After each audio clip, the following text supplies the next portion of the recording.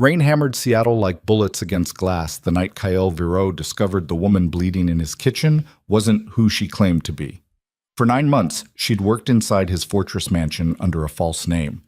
Now she lay beneath the amber stove light, with bruises shaped like fingerprints around her throat, and a folded note beside her trembling hand. "You built the cage she grew up in." The billionaire construction magnate stared at those words and felt something crack open inside him, something 12 years of wealth and carefully buried silence had kept locked away.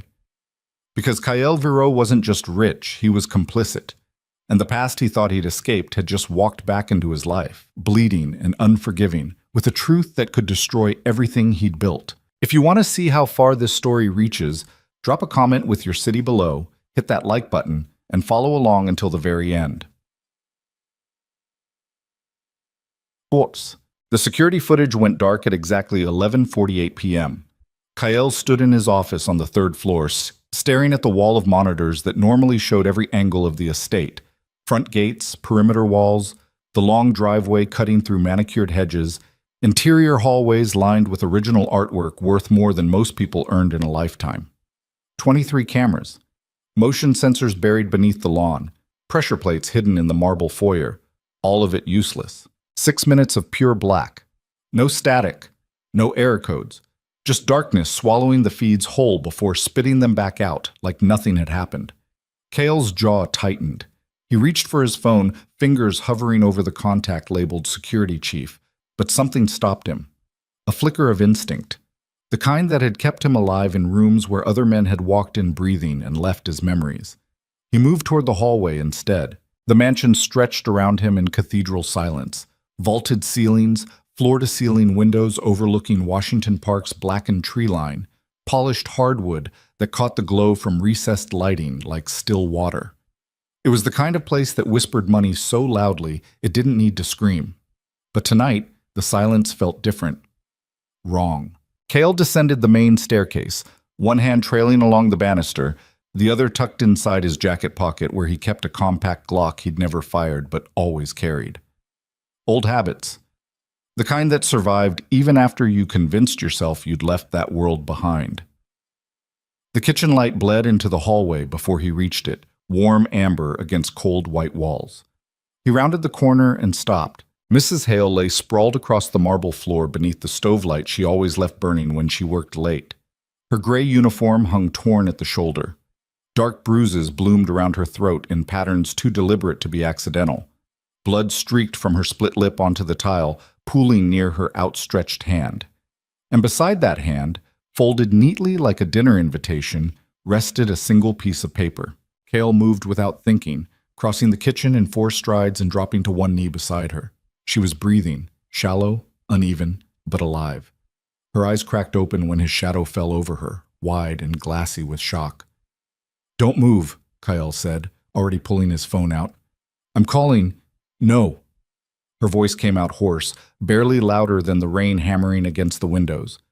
"No police. You need a hospital. No." She grabbed his wrist with surprising strength, fingers digging into his skin. "No hospital. No police." Kael stared at her. In 9 months of employment, Mrs. Hale had been professional to the point of invisibility. Efficient, quiet, the kind of person who moved through the mansion like a ghost, leaving behind perfectly arranged rooms and meals that appeared without fanfare. He didn't know her birthday, didn't know if she had family, didn't know anything beyond the background check his security team had run before hiring her, but he knew fear when he saw it. And this wasn't fear of whoever had hurt her. This was fear of him. "Who did this?" Kael asked quietly. She didn't answer, just stared at him with those wide, glassy eyes, her breathing shallow and ragged. Kael's gaze dropped to the folded note beside her hand. He reached for it slowly, unfolding the paper with careful fingers. The message inside was handwritten in black ink, each letter precise and deliberate. "You built the cage she grew up in." The words landed like a punch to the sternum. Kael read it twice, then a third time, trying to force sense into the sentence, searching for context that refused to appear. His mind spun through possibilities: extortion, revenge, mistaken identity. But none of them fit. The note wasn't a threat. It was an accusation. "What does this mean?" he asked, still holding the paper. Mrs. Hale closed her eyes. A tear slipped down her cheek, cutting through the blood. You don't remember me, do you? The question hit harder than the note. Kyl's hand tightened around the paper. He studied her face, really looked at her for the first time since she'd started working for him. Mid-30s, maybe. Dark hair pulled back in a tight bun. Olive skin, high cheekbones. Features that could have been striking if they weren't so carefully neutral, so deliberately forgettable. No, he admitted. She laughed. It came out wet and broken, more like a cough than humor. Of course you don't. Kyle felt something cold settle in his chest. He straightened slowly, the note still clutched in his hand, and took a step back. His mind was already working through the implications, cataloging threats, calculating risks. But beneath the tactical analysis, something deeper stirred. Something he'd spent 12 years learning how to ignore. Guilt. Tell me what this means, he said again, quieter this time. Mrs. Hale pushed herself up onto her elbows, wincing as the movement pulled at bruised ribs. She looked at him with eyes that held too much history, too much weight. My real name is Seraphine Vale. The name meant nothing to him. 13 years ago, she continued, voice steady despite the pain etched across her face, I was trafficked through a warehouse system in Tacoma, one of the logistics hubs your company used before you rebranded, before you became legitimate. The air left Kyl's lungs. She kept talking. I was 13 years old. They kept us behind a false wall in the basement while executives held meetings upstairs. I remember you coming through once. You wore a gray suit. You were signing shipping manifests at a desk near the window. You looked bored. Kyle didn't move. Couldn't move. I remember thinking, Seraphine said, her voice dropping to barely a whisper, that our lives weighed nothing to you, less than nothing. We were inventory. The kitchen blurred at the edges of Kyl's vision. He forced himself to breathe, to focus, to think past the roaring in his ears. That was a long time ago, he heard himself say. The words sounded hollow even to him. Not long enough. Seraphine sat up fully now, ignoring the blood on her uniform, the bruises darkening her skin. She looked at him with terrible clarity. I spent 9 months working inside this house, she said, watching you, studying the man who helped build the machine that destroyed my childhood. Do you know what I expected to find? Kyle said nothing. A monster, Seraphine finished. I expected to find a monster, someone cruel, someone who knew exactly what he was doing and didn't care. And I found something worse. She stood slowly, using the counter for support. I found a man who convinced himself he'd changed without ever facing what he'd done. A man who built a fortune on top of buried bodies and called it success. A man who sleeps in a mansion paid for with blood and tells himself his hands are clean. The accusation cut deeper than any blade. Kale's throat tightened. If you wanted revenge, there are easier ways than getting a job scrubbing floors. I didn't want revenge. Then what? I wanted to see if you were worth saving. The confession hung in the air between them like smoke. Before Kyle could respond, his phone buzzed in his pocket. He pulled it out automatically, half his attention still locked on Seraphine, the other half struggling to process what she'd just said. The message on screen was brief. Unknown number, tomorrow. 8 p.m. Alki Beach. Come alone. Kale stared at the text. No signature, no context, just coordinates disguised as an invitation. What is it? Seraphine asked. He showed her the screen. Her face went pale. That's him, she whispered. Him who? Lucien Dragor. The name detonated in Kyle's memory like a landmine he'd spent 12 years trying to forget. Lucien Dragor, former logistics architect of the Pacific Corridor Network. The man who had turned trafficking routes into spreadsheets, human cargo into profit margins, children into commodities. Elegant, patient, ruthless. A predator who wore tailored suits and smiled like he knew every secret you'd ever buried. Kyle had worked with him once, had taken orders from him, had signed documents that authorized shipments. He never questioned because asking questions meant looking too closely at the machine feeding his bank account. How do you know he sent this? Kyle asked, his voice tight. Seraphine touched the bruises on her throat. Because he's the one who did this. He broke into your house tonight. He knew exactly where the cameras were, Exactly how long he had before your security system rebooted. He wanted me to deliver that note, wanted you to know he's back. Why? Because the network is returning. The words dropped like stones into deep water. Cale felt his pulse hammering in his temples. That's impossible. The corridor collapsed years ago. Federal raids, arrests, the entire infrastructure. Rebuilt. Seraphine cut him off. Bigger, smarter, protected by people with enough money and power to make the old operation look like small-time street crime. How do you know this? Because I've been tracking them for 3 years. Ever since I aged out of the system and realized no one else was going to stop them. She met his eyes. And because Lucien told me himself before he choked me unconscious in your kitchen. He wanted me to understand what was coming, wanted me to see the look on your face when you realized you never really escaped. Kael's hands curled into fists. What does he want? You. The single word carried the weight of inevitability. Your port infrastructure, Seraphine continued. Your shipping contracts. Your political connections. Everything you built after the corridor collapsed. He wants it reopened, repurposed, and if you refuse, she didn't need to finish. Kyle looked down at the note still clutched in his hand. You built the cage she grew up in. The past wasn't just returning. It was demanding payment, with interest. I need to make a call, he said. To who? Someone who can help. There's no one who can help with this. You don't know that. Seraphine laughed bitterly. I know exactly how this works. I've lived it. You think your lawyers or your security team or your money can protect you from Lucien? And he owns people like that. He is people like that. The only difference between him and you is he never bothered pretending to be clean. The accusation landed like a slap. Cale forced himself to breathe, to think, to move past the panic clawing at his chest. Then what do you suggest? He asked quietly. Seraphine wiped blood from her lip with the back of her hand. You go to that meeting tomorrow night. You listen to what he wants. And then you decide whether you're still the man who looked bored while children disappeared beneath your feet, or whether you've actually changed. And if I haven't, then I hope he destroys you. The honesty in her voice was more terrifying than any threat. Cale stood there as the amber kitchen light, surrounded by marble and blood and the wreckage of carefully constructed denial, and realized something fundamental had shifted. The walls he'd built around his past were crumbling, and there was no one coming to save him, because the enemy threatening him now wasn't a person. It was the truth. The rain hadn't stopped by the time Kyle reached his office on the 3rd floor. He poured 3 fingers of scotch into a crystal tumbler and stood at the window overlooking Washington Park, watching rain distort the city lights into abstract smears of color. Behind him, Seraphine had refused medical attention, refused to leave the estate, refused everything except a hot shower and a change of clothes.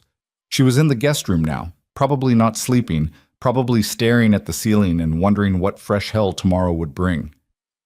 Kyle drained half the scotch in one swallow. His phone sat on the desk, the message from Lucien still glowing on the screen like a brand. He should call his security chief, should activate lockdown protocols, should contact his lawyers and start building a defensive wall of legal protection thick enough to survive whatever storm was coming. But Seraphine's words kept echoing in his skull. You convinced yourself you'd changed without ever facing what you'd done. The scotch turned sour in his mouth. Cale set the glass down and pulled up his contacts, scrolling past names of politicians, developers, contractors, fixers, the entire ecosystem of power and influence he'd cultivated over 12 years of legitimate business. His thumb hovered over Marcus Chen, security chief, then moved past it. He dialed a different number instead. It rang 4 times before connecting. Cale? The voice on the other end was rough with sleep. It's almost 1 a.m. This better be... I need everything you have on Lucien Dragor. Silence stretched across the line. Jesus Christ, Marcus finally said. That's a name I haven't heard in a long time. Why are you asking about him? He contacted me, wants a meeting. When? Tomorrow night. Marcus exhaled slowly. Don't go. Not an option. Then you're an idiot. Probably. Another pause. Cale could hear Marcus moving, heard the rustle of blankets, footsteps on hardwood. Lucien Dragor disappeared from federal radars 7 years ago, Marcus said, his tone shifting into the clipped efficiency of a former Marine briefing an officer. Last confirmed sighting was in Singapore. Before that, he'd been operating out of Eastern Europe, helping reorganize trafficking infrastructure after the corridor raids. Word was he'd gone legit, consulting for private security firms, advising governments on counter-trafficking measures. Poacher turned gamekeeper. You believe that? No. Neither do I. What does he want? Kale hesitated. How much to tell? How much to admit? My infrastructure, he said finally. He wants me to reopen certain channels for import operations. The euphemism hung heavy. And if you refuse? Marcus asked.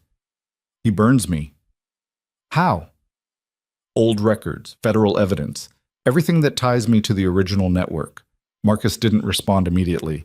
When he did, his voice was careful. Does he actually have that? Probably. Then you're fucked. I know. So why are you calling me instead of a lawyer? Kale looked out at the rain-soaked city, at the glittering skyline he'd helped build with money he'd never questioned the source of, at the empire standing on foundations he'd spent 12 years refusing to examine. Because I don't know if I want to fight this. The confession felt like stepping off a cliff. Marcus said nothing for a long moment. You realize what you're saying? He finally asked. Yeah. You realize what happens if you don't fight? Your company collapses, your assets freeze, your reputation? I know. Then what the hell are you talking about? Kale closed his eyes. There's a woman in my guest room right now. Her name is Seraphine Vale. 13 years ago, she was trafficked through one of the warehouse systems I helped operate. She's been working in my house for 9 months under a false identity, watching me, waiting to see if I was worth saving. He paused. Tonight, Lucien broke into my home and beat her unconscious just to send me a message. Silence. Christ, Marcus breathed. So when you ask what I'm talking about, Kale continued, I'm talking about whether I keep running from what I did or whether I finally face it. Whether I keep hiding behind lawyers and money and 12 years of distance, or whether I actually do something that matters. Like what? I don't know yet. Marcus exhaled slowly. This is a bad idea, Kale. A really bad idea. Probably. You could lose everything. I know. And it might not even matter. Guys like Lucien don't go down easy. Even if you cooperate with the feds, even if you burn your entire empire to the ground trying to stop him, he might still walk away clean. I know that too. Another pause. You're serious about this, Marcus said quietly. Yeah. Then you need to understand something. If you go to war with Lucien Dragor, it won't be clean, it won't be noble, it'll be ugly and brutal, and there's a good chance you don't survive it. Not literally, maybe, but everything you've built, everything you've become, it all burns. I understand. Do you? Marcus's voice sharpened. Because I've known you for 8 years, Kyle. You're a lot of things. Smart, ruthless, pragmatic. But suicidal? That's new. Kyle opened his eyes and stared at his reflection in the rain-streaked window. The man staring back looked tired, older than his 43 years, hollowed out by wealth that had never filled the spaces inside him. Maybe I'm just tired of running, he said. Marcus sighed. All right, I'll pull everything I can find on Dragor by morning. Recent activity, known associates, financial patterns. But Kyle? Yeah? Think hard about this, really hard. Because once you start down this road, there's no coming back. The line went dead. Kyle set the phone down and picked up his scotch, draining the rest in one long swallow that burned all the way down. Outside, rain continued hammering the city like it was trying to wash something clean that could never be clean again. He thought about Seraphine in the guest room, about the bruises on her throat and the weight in her eyes when she looked at him. About the years she'd lost to a machine he'd helped build. About all the other children whose names he'd never know, whose faces he'd never see, whose lives had been ground up and discarded by systems he'd authorized with board signatures on logistics forms. And he thought about Lucien Dragor waiting somewhere in the rain-soaked dark, smiling that blade-sharp smile, knowing exactly how this game would end. Kale poured another scotch. Then he pulled up his laptop and started searching through old files he'd promised himself he would never look at again. Morning came gray and cold. Kael hadn't slept. He'd spent the night digging through encrypted drives and password-protected folders, excavating the buried architecture of his past. Shipping manifests, financial transfers, coded correspondence, everything organized and preserved by a younger version of himself, who'd been smart enough to understand that insurance came in many forms. By sunrise, he had a clearer picture of what he was facing. The old Pacific Corridor network had moved approximately $14 million through Kael's logistics infrastructure over a 3-year period, most of it hidden in construction supply shipments, equipment transfers, and international contractor payments, clean on paper, toxic beneath the surface. And Lucian Dragor had orchestrated every dollar. If those records went public, federal prosecutors would have enough to bury Kael for the rest of his life. Asset forfeiture, racketeering, material support for human trafficking operations. The charges would stack like bodies in a mass grave. But the records could also bury Lucian, and that created leverage. Kael leaned back in his chair, rubbing his eyes. His office smelled like stale scotch and desperation. Coffee would help. Maybe. He found Seraphine in the kitchen, already dressed in jeans and a borrowed sweater that hung loose on her frame. She was making coffee, moving with the careful efficiency of someone working through pain. "You should be resting," Kael said. "Should I?" She didn't look at him, just poured coffee into 2 mugs and slid one across the marble counter. "Or should I be packing? Getting out before Lucien decides to finish what he started?" Kael took the mug. The coffee was black and bitter. "You're not going anywhere." "Why not?" "Because you're safer here than anywhere else." Seraphine laughed. It came out sharp and humorless. "Right, because your security system worked so well last night." The accusation stung because it was accurate. "Marcus is coming by this morning," Kael said. "He's upgrading the entire network. No more blind spots." "You really think better cameras will stop Lucia?" "And?" "No, but they'll slow him down." Seraphine finally looked at him. Her eyes were red-rimmed from lack of sleep, but the clarity behind them hadn't diminished. "What are you going to do?" she asked. "I'm going to the meeting." "And then?" "I don't know yet." "That's not good enough." "It's all I have." Seraphine set her mug down with a sharp clink. "Let me be very clear about something, Kael. I didn't survive 13 years of hell just to watch you make a deal with the same people who put me there. If you're planning to reopen those routes, if you're planning to give Lucien what he wants so you can keep your empire intact, I'm not." The words came out harder than he intended. Seraphine studied him, searching for lies. "Then what?" she pressed. Kael took a breath. "I'm going to destroy it. All of it. The infrastructure, the connections, the buried evidence, everything. Including yourself? If that's what it takes." The kitchen fell silent except for rain still drumming against the windows. Seraphine kept staring at him like she was trying to see through walls he'd spent 12 years building. "Why?" she finally asked. "Why now? Why me?" "Because you asked if I was worth saving," Kael said quietly. "And I don't know the answer, but I need to find out." Something shifted in Seraphine's expression. Not trust, not forgiveness, but something fragile and tentative. Recognition, maybe, or possibility. "Lucien won't let you walk away," she said. "You understand that, right? Even if you destroy everything, even if you burn your entire empire to the ground, he'll come after you. He doesn't forgive betrayal." "I know.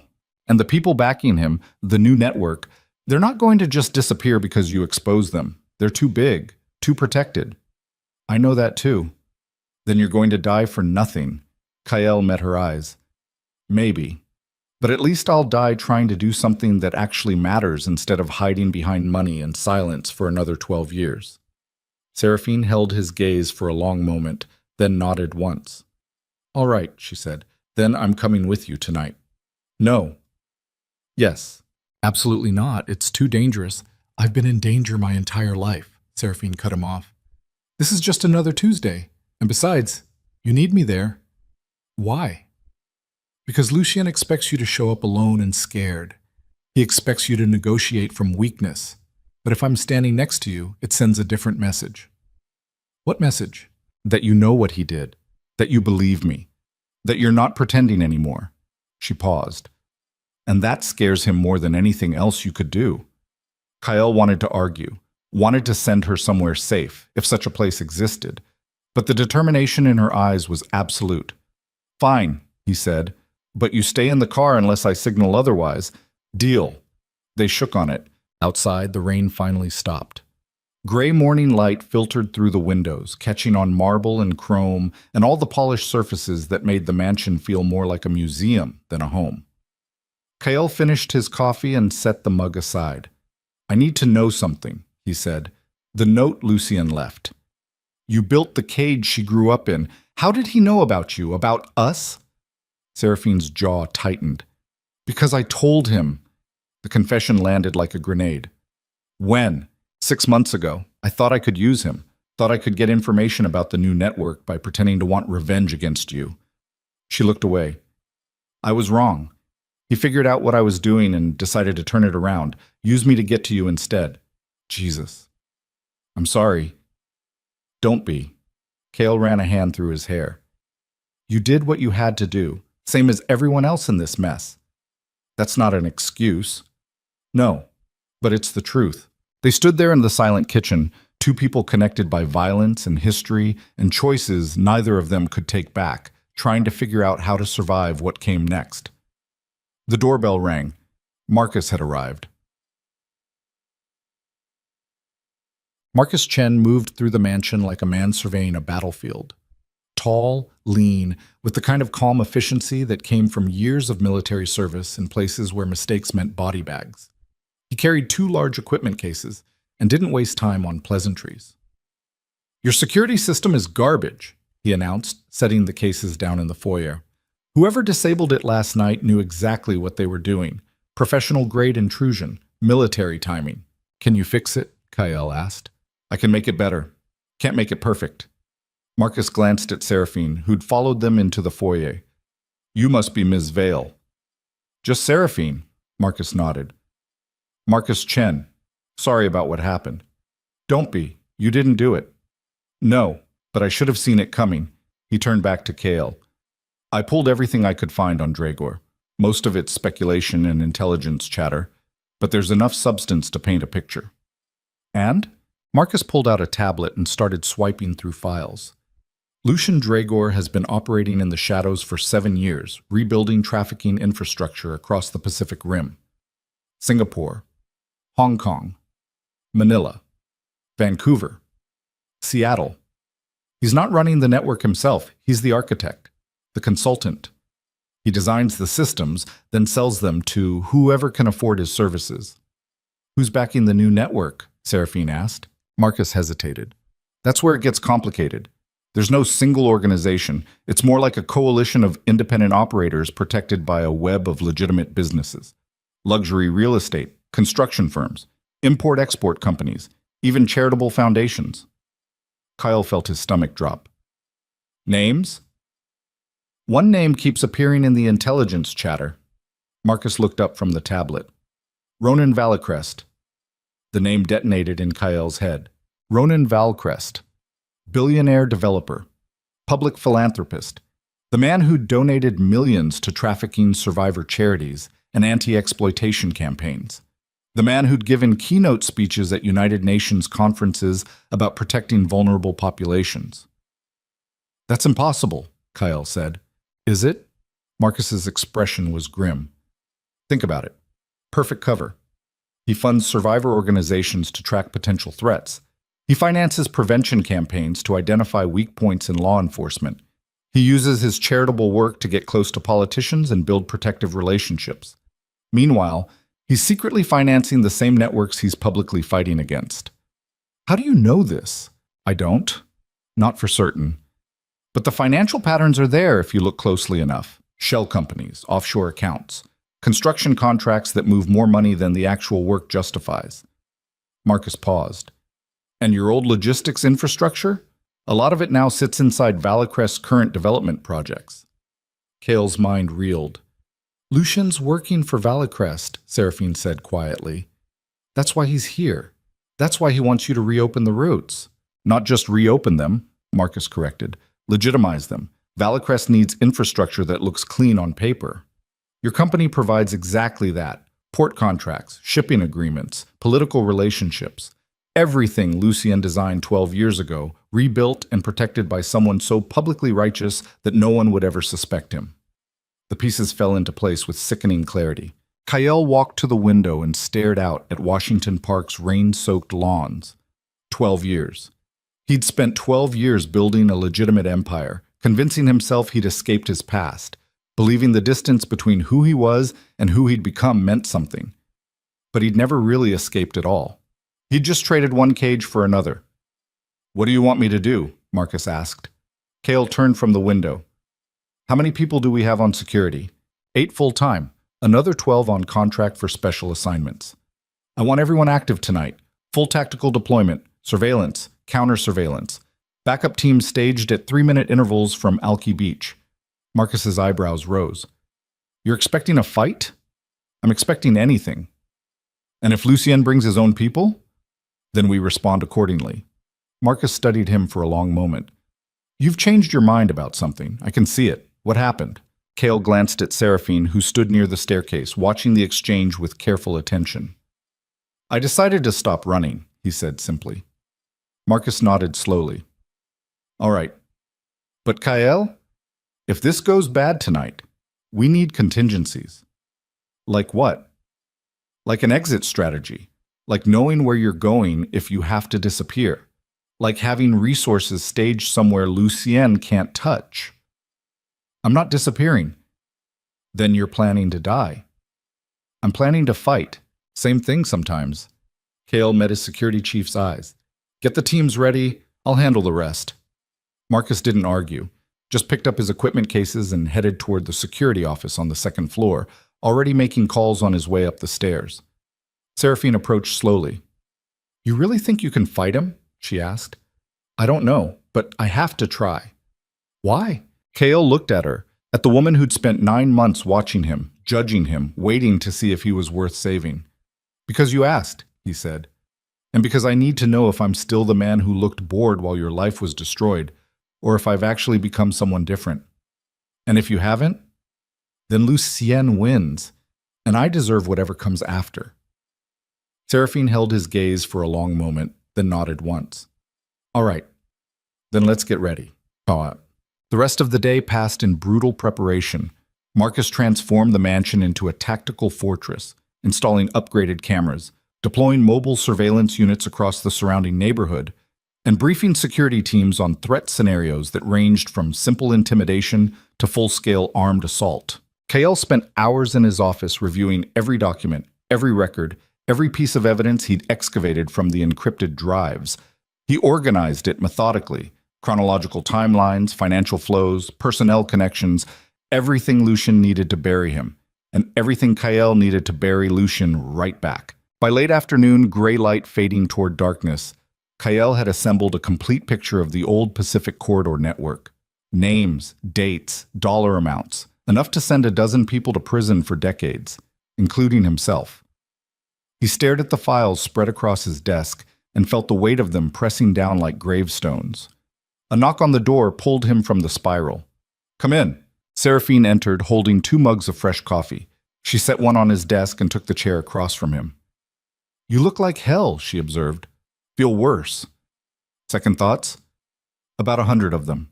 She sipped her coffee. "You can still walk away, you know. Tell Lucien you'll cooperate. Reopen the routes. Keep your empire intact. No one would blame you." "You would. Maybe. But I'm just one person." Kyle leaned back in his chair. "That's the problem, isn't it? For 12 years, I told myself it was just business, just logistics, just moving cargo from point A to point B without asking what the cargo was. I convinced myself that not knowing made me innocent." "But you did know," Seraphine said quietly. "Yeah, I knew. Maybe not the details. Maybe not the names or faces. But I knew enough." He looked at her. "And I didn't care. Or I cared just enough to make sure I never had to look directly at what I was doing. That's called complicity." "I know."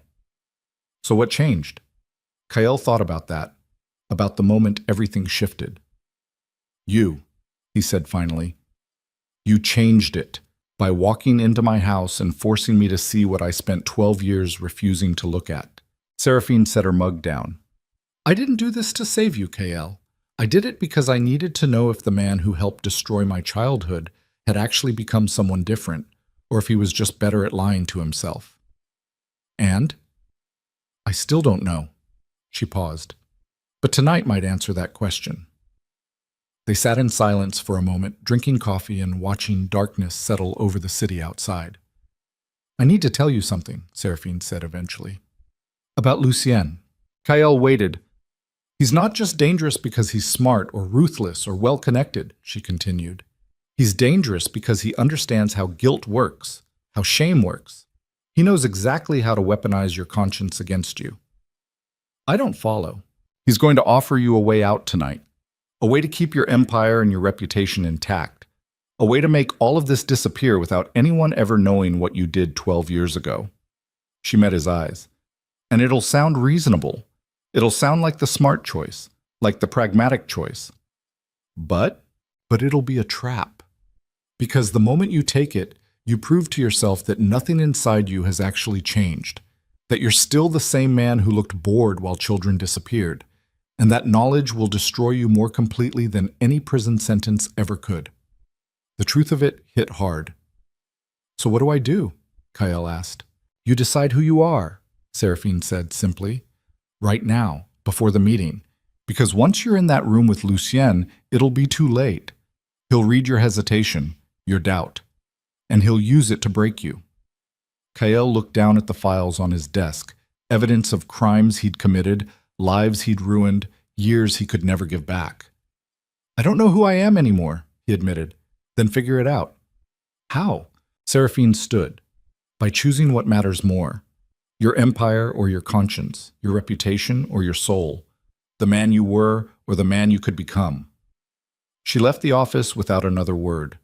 Kael sat alone in the gathering dark, surrounded by evidence and guilt and the weight of choices he couldn't unmake, trying to figure out how to become someone worth saving.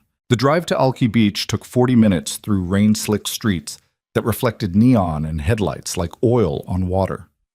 Kael sat in the back of the armored SUV, watching Seattle blur past the tinted windows, while his pulse hammered a steady rhythm against his temples. Marcus drove.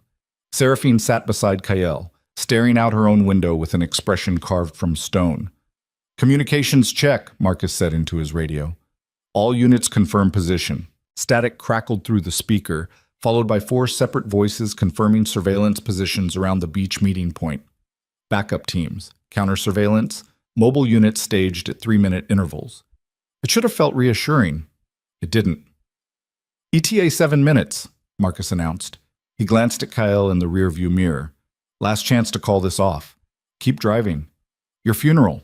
The SUV merged onto Beach Drive, hugging the coastline where Puget Sound stretched dark and restless beneath a starless sky.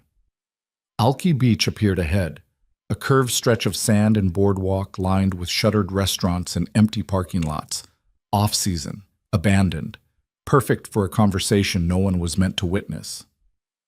Marcus pulled into a lot overlooking the water and killed the engine. He's already here, Marcus said, nodding toward a black Mercedes parked 50 yards away, positioned to overlook the beach. Kael could see a figure standing near the waterline.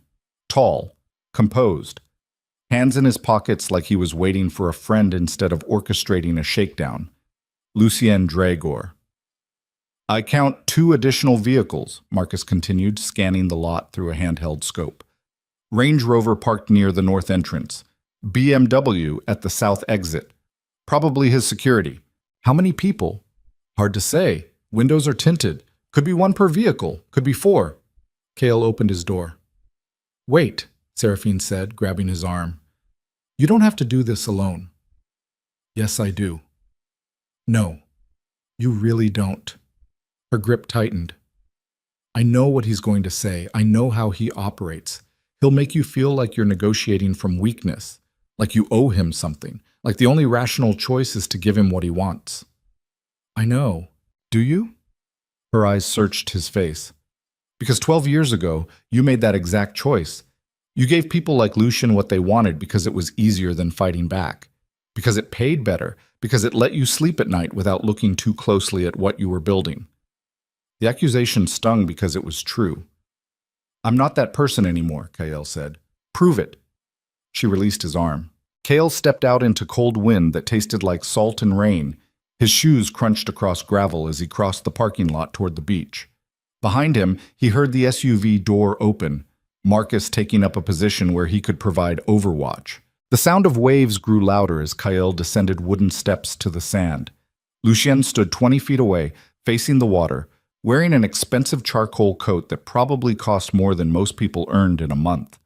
His dark hair was swept back from a face that belonged in boardrooms and opera houses, refined, elegant, unthreatening, a predator wearing a human mask. Kael Viro, Lucien said without turning around. I was beginning to think you wouldn't come. Here I am. So you are. Lucien finally turned, and his smile was exactly as Kael remembered, sharp enough to draw blood. You look tired. Not sleeping well? Cut the small talk, Lucien. What do you want? Always so direct. I appreciate that about you. Lucien gestured toward the dark water. Beautiful, isn't it? The sound. I've missed Seattle, such a clean city, so progressive, so committed to justice and equality. Lucien. Right. Business. The smile sharpened. I want your infrastructure reopened. Port access, shipping contracts, the entire logistics network you've spent 12 years legitimizing. I need it operational within 90 days. For what? Import operations. Be specific. Lucien's eyes glittered. I think we both know what I'm talking about, Kael. Let's not insult each other with euphemisms. Kael's jaw tightened. The answer is no. Is it? Lucien pulled something from his coat pocket. A flash drive, no bigger than his thumb. This contains every document, every manifest, every financial transfer that ties you to the Pacific Corridor network, bank records, shipping logs, emails, even a few recorded conversations where you discussed logistics with people who are now serving federal prison sentences. He held the drive up like a priest offering communion. If this goes to the FBI, Lucien continued, your empire collapses within 72 hours. Asset forfeiture, criminal charges, your name plastered across every news station in the country as the billionaire philanthropist who made his fortune trafficking human beings. I know what's on that drive. Do you? Because there's new material too. Evidence I've been collecting for the past 2 years. Updated financial forensics connecting your current business operations to the old network. Patterns that prove you never really stopped. You just got better at hiding it. That's bullshit. Is it? Lucien smiled. Or is it close enough to the truth that no jury would see the difference? The wind cut across the beach, carrying spray that tasted like ice. Why me? Kael asked. You could find a dozen other developers willing to provide what you need. Easier targets, people with fewer scruples. But none of them have your specific infrastructure, your port contracts, your political relationships. Lucien paused. And none of them owe me what you owe me. I don't owe you shit. No? Lucien took a step closer. 12 years ago, I made you rich. I handed you an operation worth millions and taught you how to hide it inside legitimate business.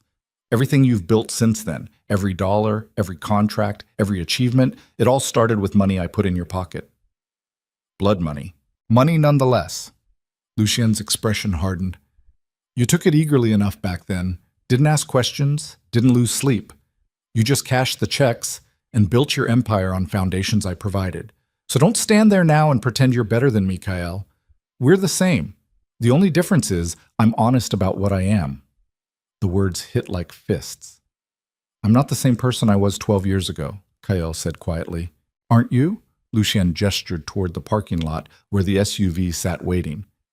You're still surrounded by security, still living in a fortress, still using money and power to protect yourself from consequences. The only thing that's changed is you've convinced yourself the blood washed off. I know what I did. Do you? Because I don't think you've ever really looked at it. Not honestly.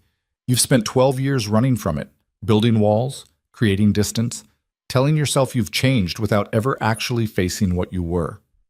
Lucien pulled out his phone and tapped the screen. Let me show you something. He turned the phone toward Kael. The screen displayed a photograph, grainy, taken from a security camera. It showed a younger version of Kyle standing in a warehouse office, signing documents while two men in suits watched. Behind them, barely visible through a doorway, another room stretched into darkness. Kyle knew what was in that room. He'd always known. That's you, Lucien said. 15 years ago.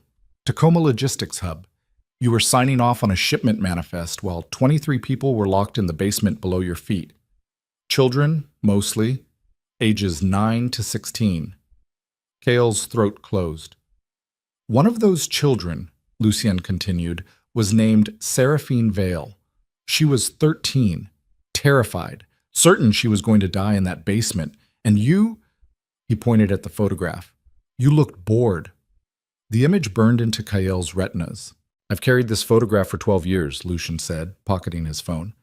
Not because I'm sentimental, because it reminds me that people like you don't really change. You just get better at lying to yourselves. Kale forced air into his lungs. What do you want, Lucien? I already told you. Your infrastructure. 90 days. And if I refuse? Then I send everything to the FBI. Your empire burns. Your reputation dies. And that woman sitting in your SUV right now, Seraphine Vale, the survivor you've been harboring under a false identity, she becomes a national news story. Every detail of what happened to her, every moment of trauma, all of it dragged into public light. The threat landed like a blade between ribs. You're a real piece of shit, Kyle said. Lucien smiled. Yes, but I'm an honest piece of shit. I know what I am. Can you say the same? For a long moment, neither man spoke. Just waves crashing against sand and wind cutting across the beach like knives. I need time to think, Kale finally said. You have 72 hours. After that, everything burns. Lucien turned and walked back toward the parking lot, his expensive coat billowing in the wind like a funeral shroud. He paused at the wooden steps. One more thing, Kyle. That security team you brought tonight? The surveillance units you think I don't know about? He glanced back over his shoulder. I counted 8. You should have brought more. Then he was gone, climbing into his Mercedes and driving away like he'd just concluded a successful business meeting instead of a shakedown. Kyle stood alone on the beach, breathing hard, fists clenched so tight his knuckles ached. Behind him, footsteps crunched across sand. Marcus appeared at his shoulder. You okay? No? What did he say? Exactly what we expected. Kale turned away from the water. He wants the infrastructure reopened. 72 hours to decide. After that, he goes to the feds. Can he actually do that? Yeah, he can. Marcus exhaled slowly. Then we need to move fast. Get ahead of this before... Before what? Kale cut him off. Before Lucien destroys my reputation? Before my company collapses? Before every news station in the country brands me a monster? Before he wins. He's already won, Marcus. The moment I signed those manifests 15 years ago, this outcome became inevitable. I just didn't know it yet. That's bullshit. You still have options. Like what? Fight back. Use the evidence you have against him. Expose Valicrest. Burn the whole network down before they can burn you. Kale looked at his security chief. A good man, loyal, willing to follow orders even when those orders led straight into hell. And what happens to Seraphine? Kyle asked quietly. Marcus didn't answer. If I go to war with Lucien, Kyle continued, her identity goes public. Her story becomes headline news. Every trauma she's survived gets dragged into daylight and dissected by reporters and internet trolls and people who think they understand what she went through. She's stronger than you think. That's not the point. The point is she didn't ask for this. She came to my house looking for answers, and I turned her life into ammunition in a war she shouldn't have to fight. So what are you saying? You're just going to give Lucien what he wants? I don't know what I'm saying. Marcus grabbed his arm. Listen to me. You go down this road, you reopen those routes, and you prove Lucien right. You prove you haven't changed, that you're still the same man who looked the other way while people suffered. I know. Then what the hell are we doing here? Kyle pulled free and started walking back toward the parking lot. He found Seraphine standing outside the SUV, arms wrapped around herself against the cold. She watched him approach with eyes that saw too much. What did he offer you? She asked. 72 hours to reopen the infrastructure. After that, He burns everything. And you said no. It wasn't a question. I said I needed time to think. Something shifted in Seraphine's expression. Disappointment, maybe, or resignation. You're actually considering it, she said. I'm considering all the options. No, you're looking for a way out. A way to keep your empire intact and tell yourself you didn't have a choice. She stepped closer. That's what Lucien does. He gives you just enough rope to hang yourself, then watches while you tie the knot. It's not that simple. Yes, it is.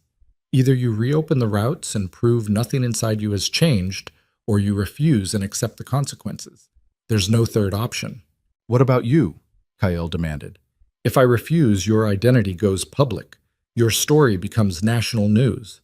Every trauma you've survived gets turned into entertainment for millions of people who don't know you and don't care about anything except the spectacle. I know.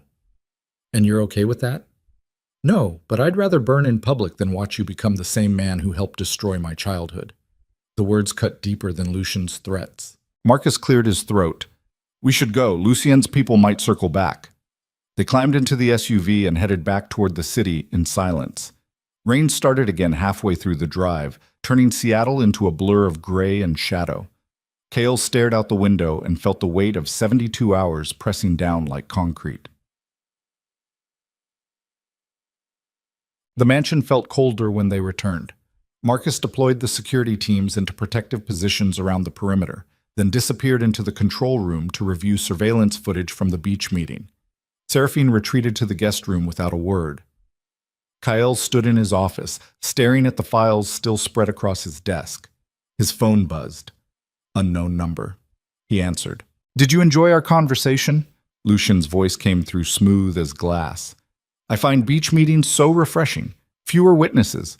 Better acoustics. How did you get this number? Please. I had access to your entire communications network back when you were signing manifests in Tacoma. Did you really think I'd lose that access just because you changed companies? Kael's jaw clenched. What do you want? To help you understand what you're facing. See, I know you, Kael. I know how your mind works. Right now, you're sitting in your office, surrounded by evidence, trying to figure out some clever way to outmaneuver me. Some strategy that lets you keep your empire and your conscience intact. You don't know shit about me. Don't I? Let me guess. You're thinking about going to the FBI yourself. Preemptive confession. Turn state's witness and hope for immunity. Maybe you even think you can spin it as redemption. The repentant billionaire trying to make amends. Kael said nothing. The problem, Lucien continued, is that strategy requires you to burn Seraphine along with everything else. Her identity, her privacy, her right to control her own story. And I don't think you're willing to do that. Because despite everything, despite the wealth and the violence and the 12 years of carefully managed denial, you actually care what she thinks of you. Get to the point. The point is you're trapped. If you cooperate, you prove you haven't changed. If you resist, you destroy an innocent woman's life. Either way, you lose. Unless? Lucien laughed. There is no unless. That's what I'm trying to help you understand. You made choices 15 years ago that created this situation. Now you get to live with the consequences. You're enjoying this. Immensely. But it's not personal, Kael. It's just business. The same business we used to be partners in, remember? The same business that made you rich and powerful and respected. You built your empire on foundations I provided. Now I'm simply asking for a return on my investment. By threatening to destroy me. By offering you a choice. Cooperate and keep everything you've built. Refuse and watch it burn. That's more generous than most people in my position would be. Kael's hand tightened around the phone. What about Valicrest? What's his role in this? Silence stretched across the line. Careful, Kael. Questions like that suggest you've been doing research. Research means you're looking for leverage. And looking for leverage means you're planning to fight back. Lucien's tone shifted, losing its playful edge. That would be a mistake. A very serious mistake. The kind that ends with more than just your reputation burning. Is that a threat? It's a clarification. Ronan Valicrest is not someone you want to fuck with. He's protected by people who make me look like a street-level hustler, senators, federal judges, international financiers, people who could erase you from existence and no one would ask questions. Then why do you need me? Because you're useful. Because your infrastructure is already established and above suspicion. Because bringing in someone new would create unnecessary complications. Lucian paused. But make no mistake, you're not irreplaceable. If you become more trouble than you're worth, there are other options. Messier options. Options that involve more than just evidence going to the FBI. The threat hung in the air like poison gas. 72 hours, Kael. Use them wisely. The line went dead. Kael set the phone down carefully, like it might explode if handled too roughly. His hands were shaking. He pressed them flat against the desk and forced air into his lungs. A soft knock interrupted the silence. "Come in." Seraphine entered, changed into clean clothes but still wearing the weight of the evening across her shoulders. "I heard you on the phone," she said. "Lucien?" "Yeah." "What did he want?" "To remind me I'm trapped." Seraphine walked to the window and stared out at the dark grounds. Security lights carved the lawn into geometric shapes, safe zones, and killing fields. "My father used to say something," she said quietly. "Before everything happened, before I was taken. He said the difference between a cage and a home is whether you can leave." Kael waited. "I spent 3 years in actual cages," Seraphine continued. "Basements, shipping containers, rooms with locks on the outside and no windows, places where leaving wasn't an option, where choice didn't exist." She turned from the window. "After I escaped, I spent another 10 years in different cages. Foster systems, shelters, group homes, places that weren't locked but still felt like prisons because I couldn't control anything about my life." "Where are you going with this? You think you're trapped. You think Lucien has you cornered with no way out. But you're wrong. You have choices. You've always had choices. The cage you're in was built by decisions you made, and it can be unlocked by different decisions. The only question is whether you're willing to walk through the door. It's not that simple." "Yes, it is. You're just scared of what's on the other side." "Damn right I'm scared. On the other side of that door is prison, public humiliation, the complete destruction of everything I've built over 12 years, and your life getting dragged through the mud along with mine." Seraphine crossed her arms.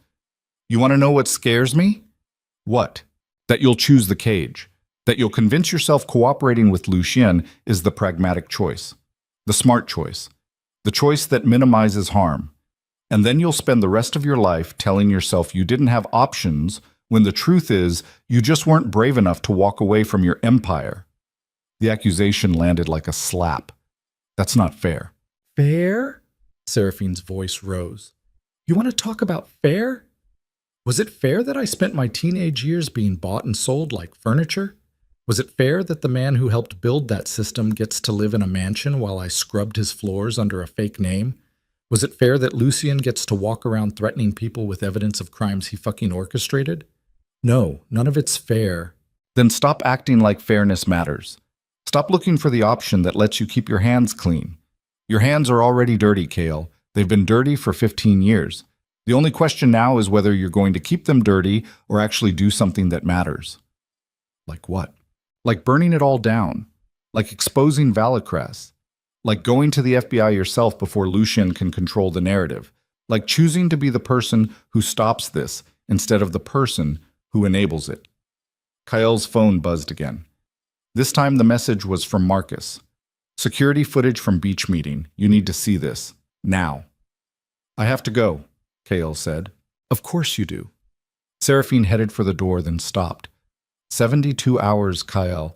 That's what Lucien gave you. But the clock that actually matters is faster. Every minute you spend trying to find a perfect solution is a minute you're not doing anything at all, and doing nothing is its own kind of choice. She left. Kael grabbed his phone and headed downstairs to the security control room. Marcus had the footage queued up on the main monitor, multiple camera angles stitched together from the surveillance teams positioned around Alki Beach. "What am I looking at?" Kael asked. "This." Marcus hit play.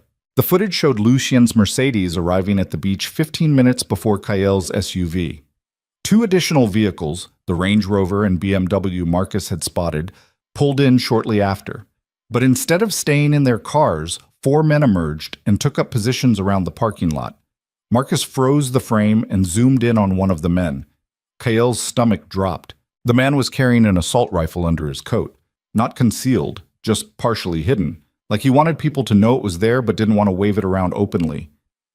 All four of them were armed, Marcus said. Military-grade weapons, professional positioning. These weren't bodyguards, Kale.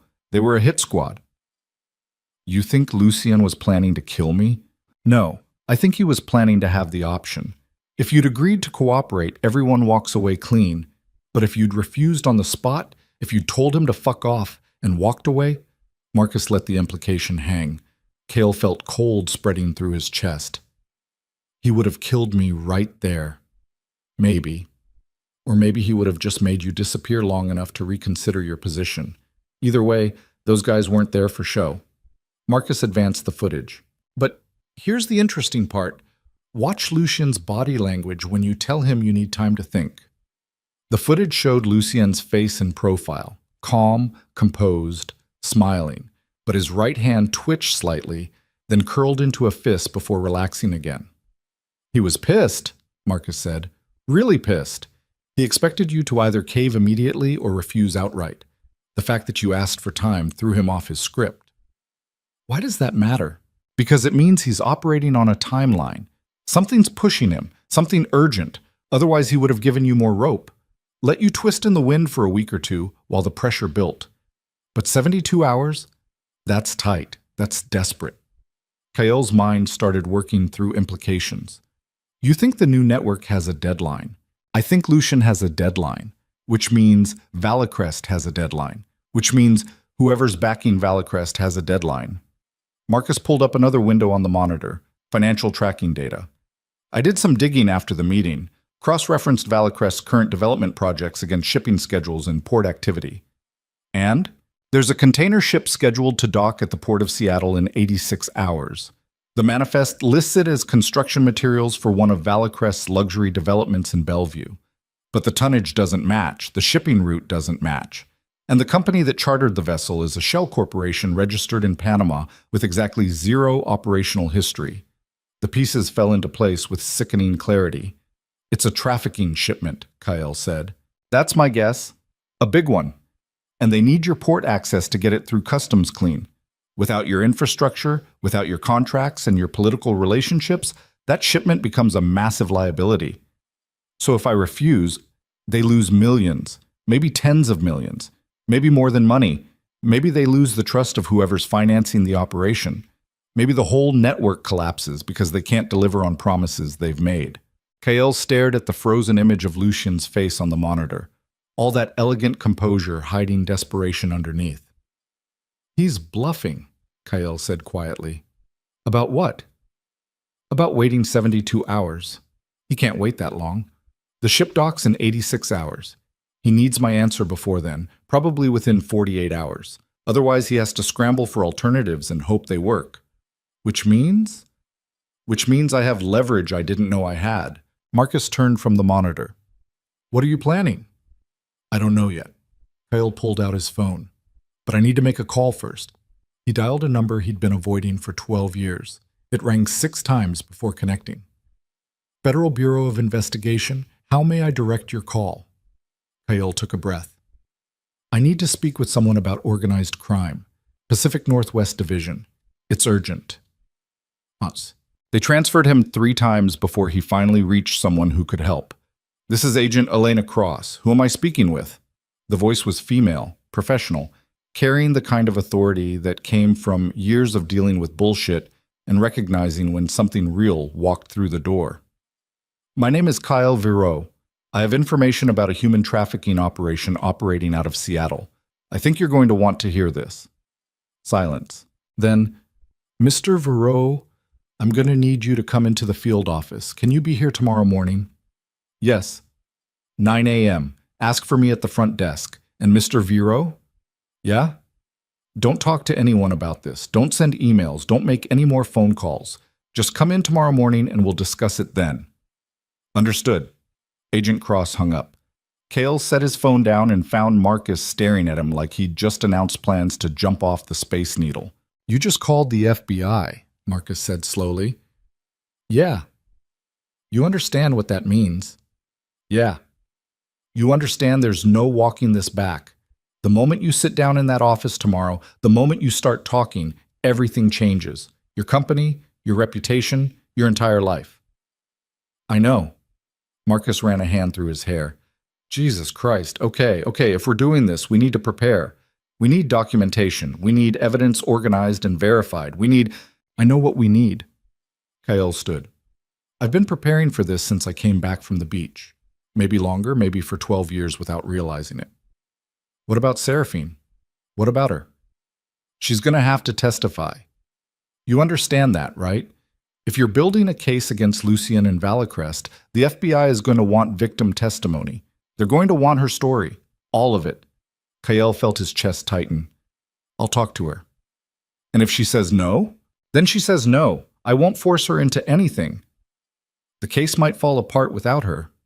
Then it falls apart. Marcus studied him for a long moment. You really have changed, haven't you? I don't know. Ask me again when this is over. Kale left the control room and climbed the stairs back to the 3rd floor. His office felt smaller now, walls pressing in like the mansion itself was trying to crush him. He stood at the window and stared out at the dark city, trying to imagine what tomorrow would bring. Trying to imagine sitting across from federal agents and confessing everything.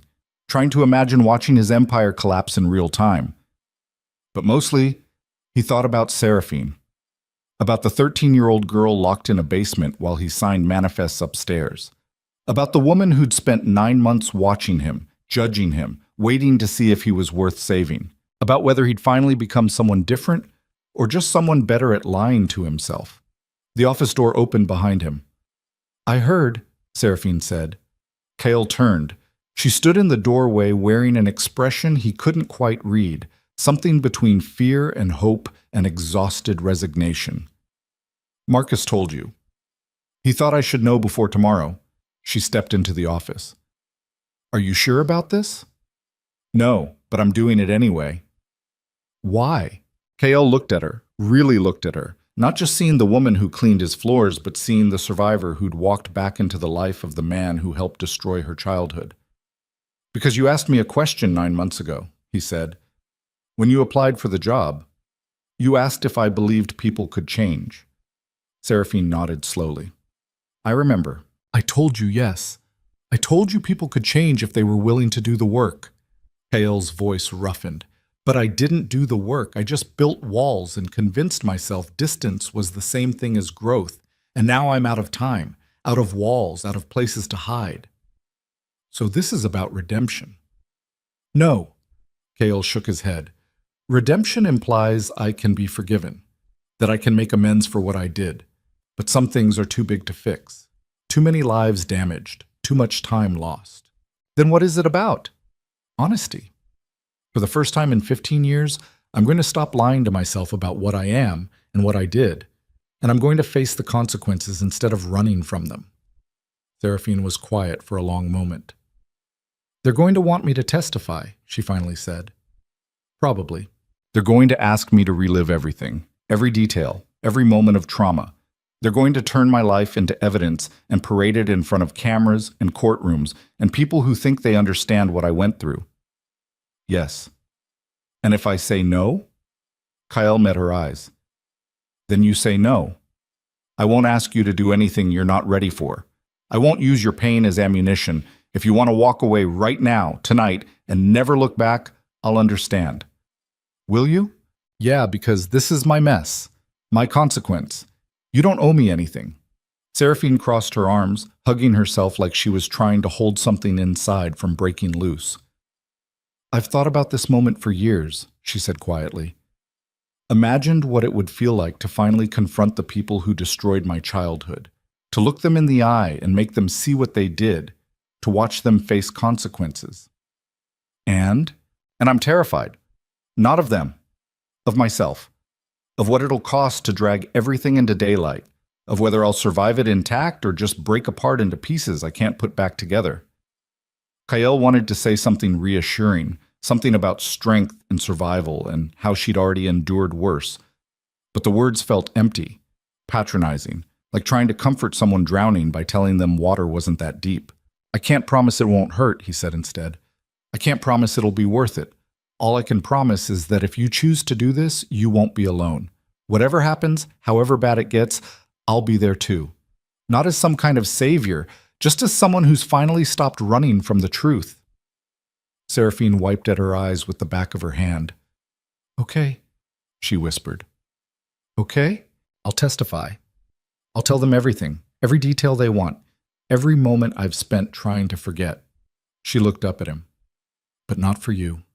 Not for redemption or forgiveness or any of that shit. For me. Because I'm tired of carrying this alone, tired of pretending I'm fine, tired of letting the people who hurt me walk around free while I'm still locked in cages they built." "I understand." "Do you? Because this is going to destroy both of us, KL. Once we walk into that FBI office tomorrow, there's no coming back. No walking away. No second chances. We burn together, or we don't burn at all." Kale thought about the empire he'd built, the reputation he'd cultivated, the 12 years he'd spent convincing himself he'd escaped his past. All of it built on foundations of blood and silence. All of it about to collapse. "Then we burn," he said. Seraphine extended her hand, not in friendship, not in forgiveness, in partnership. Two people choosing to walk into fire together because the alternative was staying in cages built from their own choices. Kael took her hand. They stood there in the silent office while rain hammered against the windows and thunder rolled across the Seattle skyline. Two damaged people connected by violence and history and the terrifying possibility that maybe, just maybe, honesty mattered more than survival. "We should get some sleep," Seraphine said finally. "Tomorrow's going to be hell." "Yeah." She released his hand and headed for the door, then stopped. "Kael? Yeah? Thank you." "For what?" "For finally choosing to see what you helped build instead of looking away." She left. Kael stood alone in his office, surrounded by evidence and guilt and the weight of choices he could never unmake, trying to prepare himself for the destruction coming with the dawn. His phone buzzed one final time. Another message from Lucien. "TikTok." Kael deleted it without responding. Then he pulled up his laptop and started writing down everything he remembered. Every name, every shipment, every detail from 15 years of complicity that he'd spent 12 years trying to forget. The confession ran to 47 pages by the time he finished. Outside, rain turned to sleet as November cold settled over the city like a shroud. And somewhere in the dark, Lucien Dragor sat in his expensive apartment, staring at surveillance feeds and financial spreadsheets, completely unaware that the man he'd been threatening for 12 years had finally stopped running. The 72-hour clock kept ticking, but Kael wasn't waiting anymore. He was done being trapped, done choosing cages over freedom, done lying to himself about what he was and what he'd done. Tomorrow morning, he would walk into the FBI field office and confess everything. And then the real war would begin. Dawn came gray and merciless. Kael stood in the shower, letting scalding water hammer against his shoulders until his skin turned red, trying to wash away the exhaustion that had nothing to do with lack of sleep. The 47-page confession sat printed and organized in a manila folder on his desk upstairs. Every crime cataloged, every name documented, every shipment detailed with the cold precision of someone preparing their own execution. He dried off and dressed in a dark suit, the kind he wore to funerals and board meetings where bad news got delivered in expensive conference rooms. When he looked in the mirror, the man staring back seemed older than 43, hollowed out, like someone had scooped away everything soft inside and left only bones and obligations. Downstairs, he found Seraphine already awake, drinking coffee in the kitchen beneath that same amber light that had illuminated her bruised throat 3 nights ago. She wore jeans and a simple black sweater, no makeup, hair pulled back, ready for war. "You sleep?" Kael asked. "No." "You?" "No." They drank coffee in silence while gray morning light bled through the windows. Marcus appeared at 7:30, carrying his own folder of surveillance footage and financial records. "Security teams are staged. If Lucien tries anything today, we'll know about it." "He won't," Kael said. "Not yet. He thinks he has 72 hours. He thinks I'm still deciding." "And when he realizes you've gone to the feds? Then we find out how desperate he really is." They left the mansion at 8:15 in the armored SUV, Marcus driving while Kael and Seraphine sat in back like defendants being transported to sentencing. The city moved around them in morning rush hour chaos, commuters heading to jobs that mattered and jobs that didn't, people living ordinary lives that would continue exactly as before regardless of what happened in the FBI field office today. Kael envied them. The federal building downtown rose 15 stories of concrete and glass that reflected low clouds like dirty mirrors. Marcus pulled into the underground parking garage and killed the engine. "Last chance to walk away," he said. Kael grabbed his folder. "Let's go." They rode the elevator to the 7th floor in silence. Seraphine stood rigid beside him, breathing carefully like someone trying not to hyperventilate. Kael wanted to say something reassuring but couldn't find words that wouldn't sound like lies. The elevator doors opened onto a reception area that smelled like burnt coffee and recycled air. A woman behind bulletproof glass looked up from her computer. "Help you?" Kael Viro to see Agent Elena Cross. 9 a.m. appointment. The receptionist made a call, spoke quietly, then buzzed them through a security door. A young agent in a cheap suit appeared and led them down hallways lined with generic motivational posters about teamwork and integrity that felt like bad jokes given the circumstances. They reached a conference room at the end of the hall. The agent opened the door and gestured inside.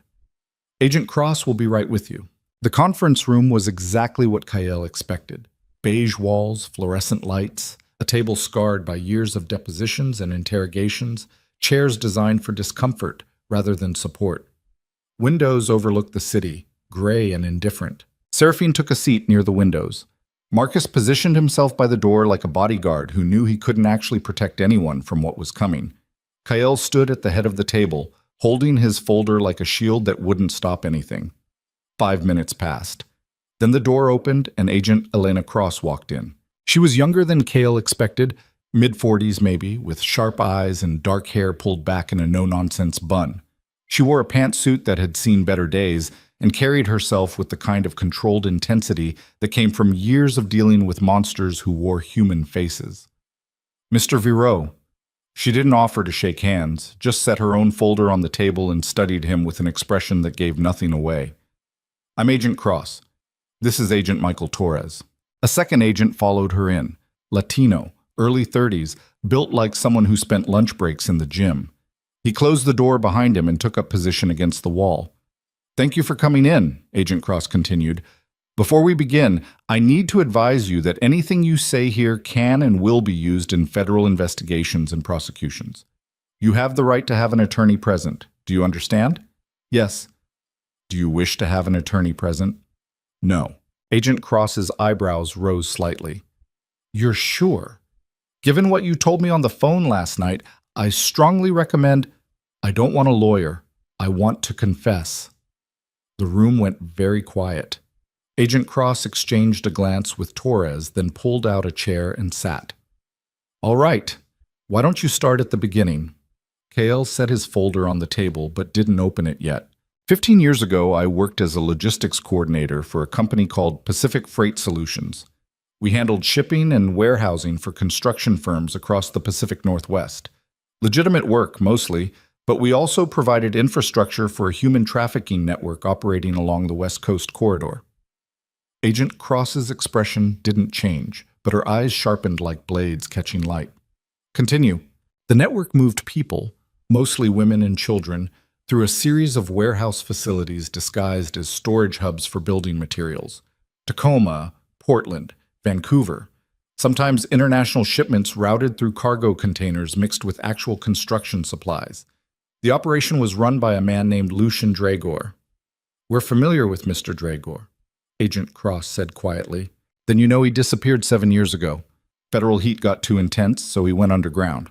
Rebuilt in Eastern Europe and Southeast Asia, but now he's back. And the network is returning with him. Bigger than before. Better protected." "How do you know this?" Kael nodded toward Seraphine. "Because one of his victims has been living in my house for 9 months under a false identity. And 3 nights ago, Lucian broke into my home and assaulted her to send me a message." Agent Cross turned her attention to Seraphine for the first time. "Is this true?" Seraphine met her gaze without flinching. "Yes." "What's your name?" "Seraphine Vale." Something flickered across Agent Cross's face. Recognition, maybe, or calculation. Ms. Vale, I'm going to need you to tell me what happened. All of it. Can you do that? Yes. For the next 40 minutes, Seraphine recounted her story with brutal precision. The warehouse in Tacoma, the basement behind the false wall, the 3 years she spent being moved through the network before aging out and escaping, the 9 months she spent working inside Kael's mansion, watching him, waiting to see if the man who'd helped build the machine that destroyed her childhood had actually changed. She spoke without breaking, without asking for pity, like a survivor dragging truth into daylight with bare hands.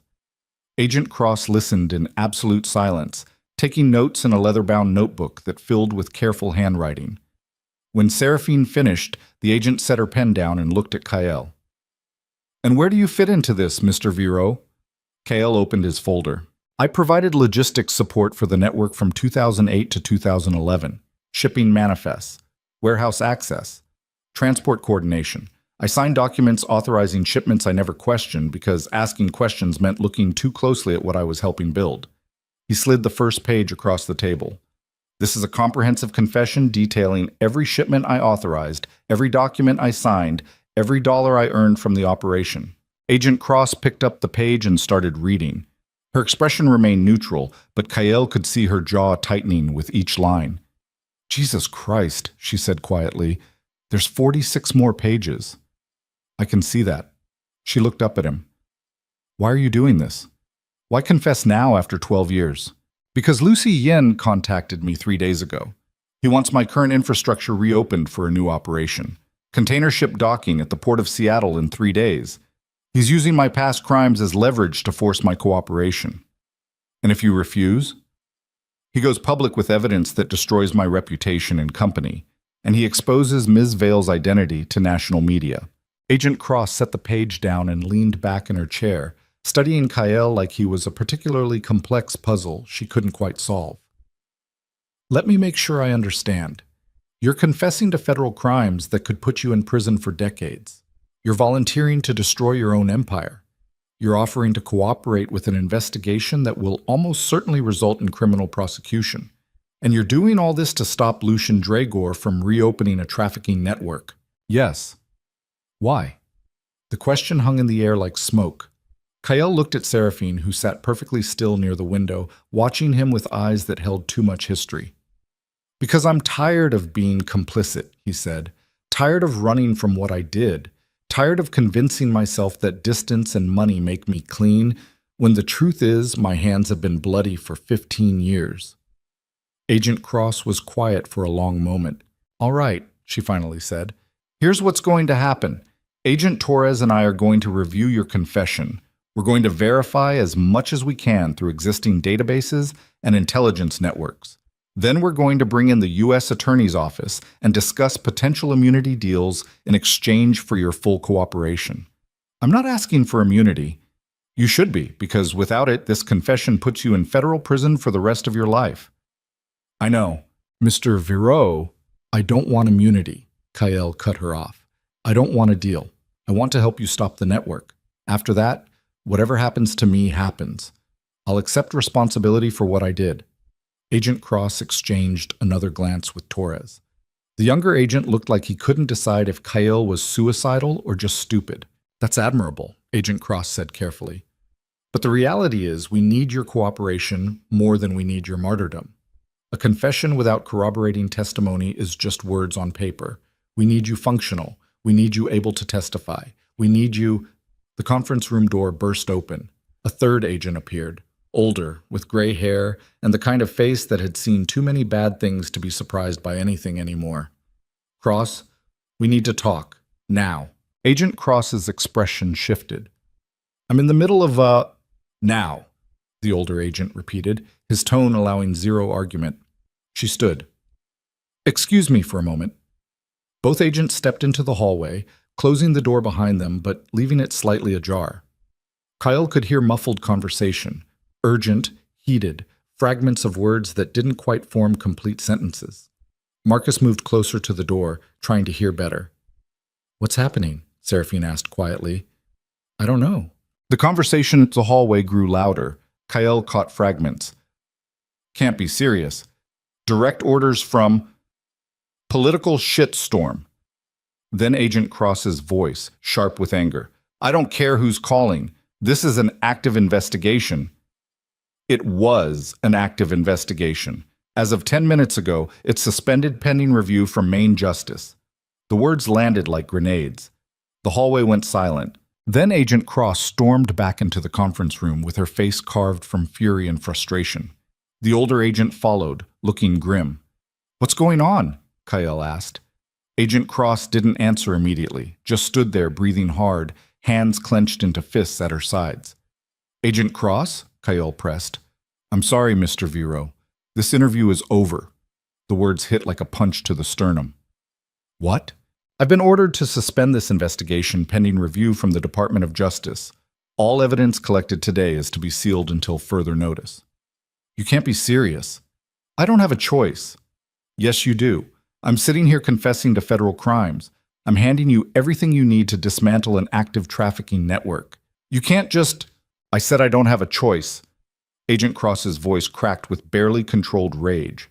As of 20 minutes ago, someone very high up the chain made a phone call. That phone call became an order. That order became my reality. And now I'm telling you to take your confession and leave this building before I'm forced to have you escorted out. Kyle felt the ground shifting beneath him. Who made the call? I can't tell you that. Bullshit. Someone's protecting Lucian. Someone with enough juice to shut down a federal investigation. Who?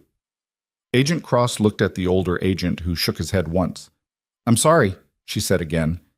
And this time Kyle could hear genuine anguish beneath the professionalism. I can't help you. Marcus stepped forward. This is insane. You're going to let political pressure kill an investigation into human trafficking? I'm not letting anything happen, Agent Cross snapped. I'm following orders I don't agree with from people I can't refuse. That's how this works. That's how it's always worked. Seraphine stood slowly from her chair. So that's it? I tell you everything that happened to me. He confesses to crimes that could destroy him. And you just send us away because someone made a phone call? Yes. The admission seemed to cost Agent Cross something vital. That's exactly what I'm doing, because if I don't, I lose my badge, my career, and any chance of helping the next victim who walks through that door. So I'm making a choice, and I hate it, but I'm making it anyway. The conference room fell into heavy silence. Cale picked up his folder of confessions with hands that felt numb. 47 pages. Every crime documented. Every name recorded. Worthless now, just paper and ink that no one would ever read. Come on, Marcus said quietly. Let's go. They walked out of the conference room in stunned silence. The hallway felt longer on the way out. The elevator took forever to arrive. By the time they reached the parking garage, Kyle's mind was spinning through implications faster than he could process them. Someone had shut down the investigation. Someone with enough power to override federal agents. Someone protecting Lucien and Valicrest, Wuss, and the entire network. They climbed into the SUV. Marcus started the engine but didn't put it in gear. What now? He asked. Cale stared at his reflection in the dashboard screen. A man who just tried to do the right thing and discovered the system was more corrupt than he'd ever imagined. Now we find out who made that call, he said. The drive back to the mansion felt like traveling through a dream where everything looked normal but nothing made sense. Cale's phone buzzed with incoming messages, contractors asking about project delays, investors wanting updates on development timelines, the ordinary machinery of his empire grinding forward while everything beneath the surface collapsed. He ignored all of it. When they arrived home, Kyle went straight to his office and started making calls. First to political contacts who owed him favors, then to journalists who'd covered federal corruption cases, then to lawyers who specialized in Department of Justice malfeasance. Every conversation ended the same way. No one could help. No one would help. The wall protecting Lucien and Valicrest was higher and stronger than anything Kyle had imagined.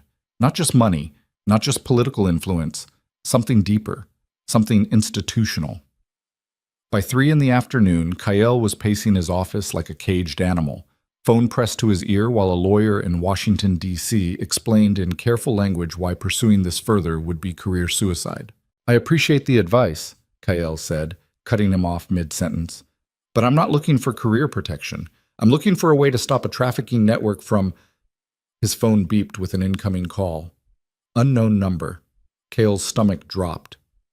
I need to take this, he told the lawyer and switched lines. Hello? Hello, Kyle. Lucian's voice came through smooth as poisoned honey. I heard you had an interesting morning, FBI field office. Very dramatic. Very noble. Cold spread through Kyle's chest.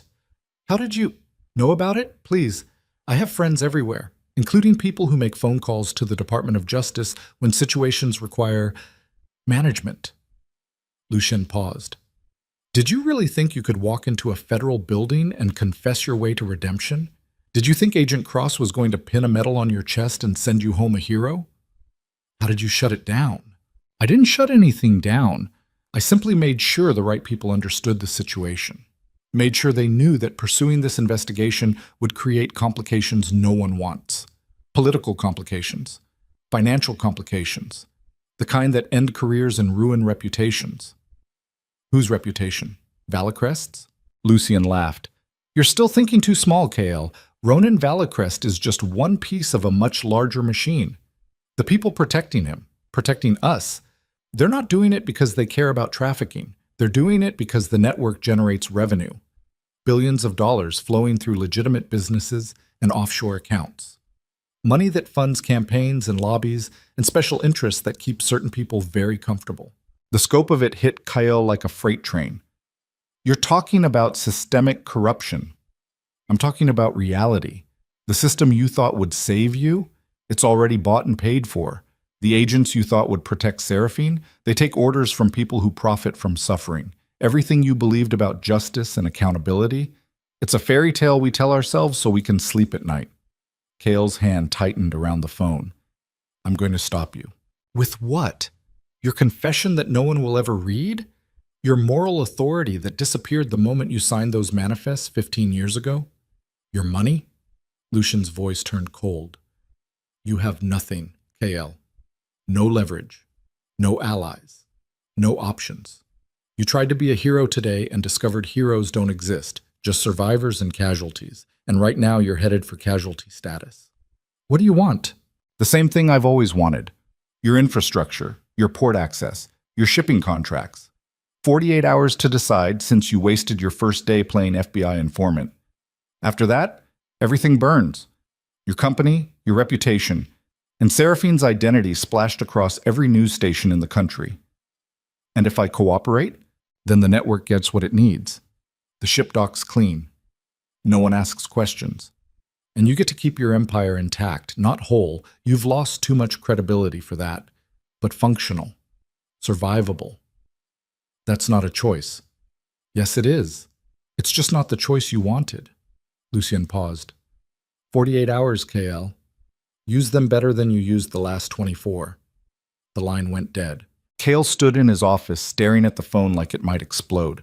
His chest felt tight, his pulse hammered in his temples. Every assumption he'd made about how this would play out, about going to the FBI, about cooperation and immunity, about stopping the network through legitimate channels, all of it crumbled like sand. The door opened. Seraphine walked in looking like she'd been crying but had forced herself to stop. I heard, she said. How much? Enough. Marcus has surveillance on your office phone. He was monitoring in case Lucian called. Good. No, not good. Seraphine moved closer. We just learned the entire federal system is compromised. We learned that going to the authorities doesn't work because the authorities are part of the problem. We learned... I know what we learned. Then what are we going to do? Cale looked at her, at the woman who'd survived 3 years in the machine he'd helped build, who'd spent 9 months watching him to see if he was worth saving, who'd chosen to walk into the FBI office this morning knowing it might destroy her all over again. I don't know, he admitted. The confession felt like surrender. Seraphine sat down in one of the leather chairs facing his desk. There has to be something, some angle we're not seeing, some leverage we haven't used. Like what? Lucian just proved he controls the FBI investigation, which means he probably controls state authorities too. Local police. Anyone who might actually be able to help. What about going public? Media exposure? Media owned by the same people who profit from the network? The same people whose advertising revenue comes from corporations hiding trafficking infrastructure inside legitimate business. Kyle shook his head. We'd be drowned out by lawyers and PR firms before the story even broke. Then we run. Disappear. Get out of Seattle and rebuild somewhere Lucian can't reach us. He'd reach us. Someone with that much institutional protection doesn't let loose ends survive. We'd be found within a week. Maybe less. Seraphine's expression cracked. So we're just giving up? After everything, after the confession, after exposing ourselves, after choosing to fight back, we're just surrendering? I didn't say that. Then what are you saying? Kyle walked to the window and stared out at the estate grounds, manicured lawns and security fences and all the polished surfaces that made the mansion feel like a fortress. But fortresses could be prisons too, and he'd been living in one for 12 years without realizing it. I'm saying the system won't save us, he said quietly. The FBI won't save us. The law won't save us. Everything I thought we could rely on, every institution I believed would eventually do the right thing, it's all compromised, corrupted, bought. So what does that leave? Kyle turned from the window. Us. It leaves us. What's that supposed to mean? It means if the system won't stop Lucien, we have to stop him ourselves. Outside the system.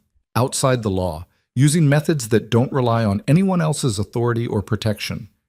Seraphine's eyes widened. You're talking about vigilante justice. I'm talking about survival. About doing whatever it takes to destroy the network before it can destroy us. Kale, I spent 15 years playing by rules written by people who profit from suffering. I spent 12 years convincing myself that working within the system made me legitimate, clean, better than what I used to be. His voice hardened, but the system just proved it doesn't work. It proved that people like Lucien own the referees. So maybe it's time to stop playing their game and start playing mine. What does that mean specifically? It means we find that container ship. We expose what's inside in a way that can't be covered up or shut down. We force the truth into daylight so bright that even people who profit from darkness can't ignore it. How? Kale pulled out his phone and started scrolling through contacts. Marcus said the ship docks in 3 days, which means it's probably in international waters right now, heading towards Seattle. If we can intercept it before it reaches port, if we can document what's inside and broadcast it live where it can't be censored, that's insane. Probably. You're talking about boarding a cargo ship in open water, about confronting armed traffickers, about creating evidence that could get us killed. Yeah. And you think this is better than cooperating with Lucien? Kyle looked at her. I think cooperating with Lucien makes us complicit again, makes us part of the machine, makes everything we did this morning, every risk we took, every truth we spoke, meaningless. So yeah, I think trying something insane is better than surrendering. Seraphine was quiet for a long moment. You're really willing to die for this, she finally said. I'm really willing to try. Why? Because you asked me a question 9 months ago. You asked if I was worth saving, and I still don't know the answer, but I know that if I give Lucien what he wants, the answer becomes no, permanently, irreversibly. I become exactly the man you expected to find when you started working here, the man who looks bored while children disappear. Tears welled in Seraphine's eyes. This is going to get us killed. Maybe. And if we fail, everything we tried to build, every bit of truth we tried to speak, it all disappears.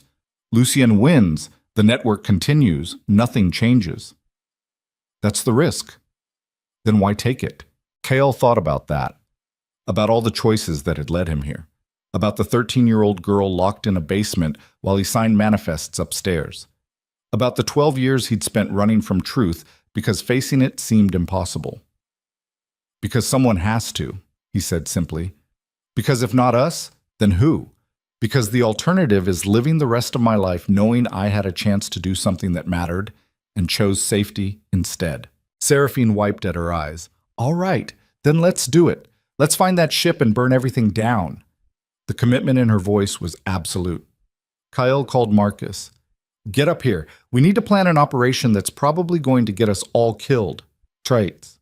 Marcus listened to the proposal with an expression that cycled through disbelief, horror, and resigned acceptance in about 90 seconds. You want to intercept a cargo ship, he said slowly. In open water. Board it. Document evidence of human trafficking. Then broadcast that evidence live to media outlets before anyone can shut us down. Yes. Using what resources? We're not the Navy. We don't have boats capable of intercepting cargo vessels. We don't have tactical teams trained for maritime operations. We don't even know exactly where the ship is. Can you find out? Maybe. Shipping manifests are public record. If I can identify the vessel, I can track its position using AIS data. How long? Few hours. Maybe less.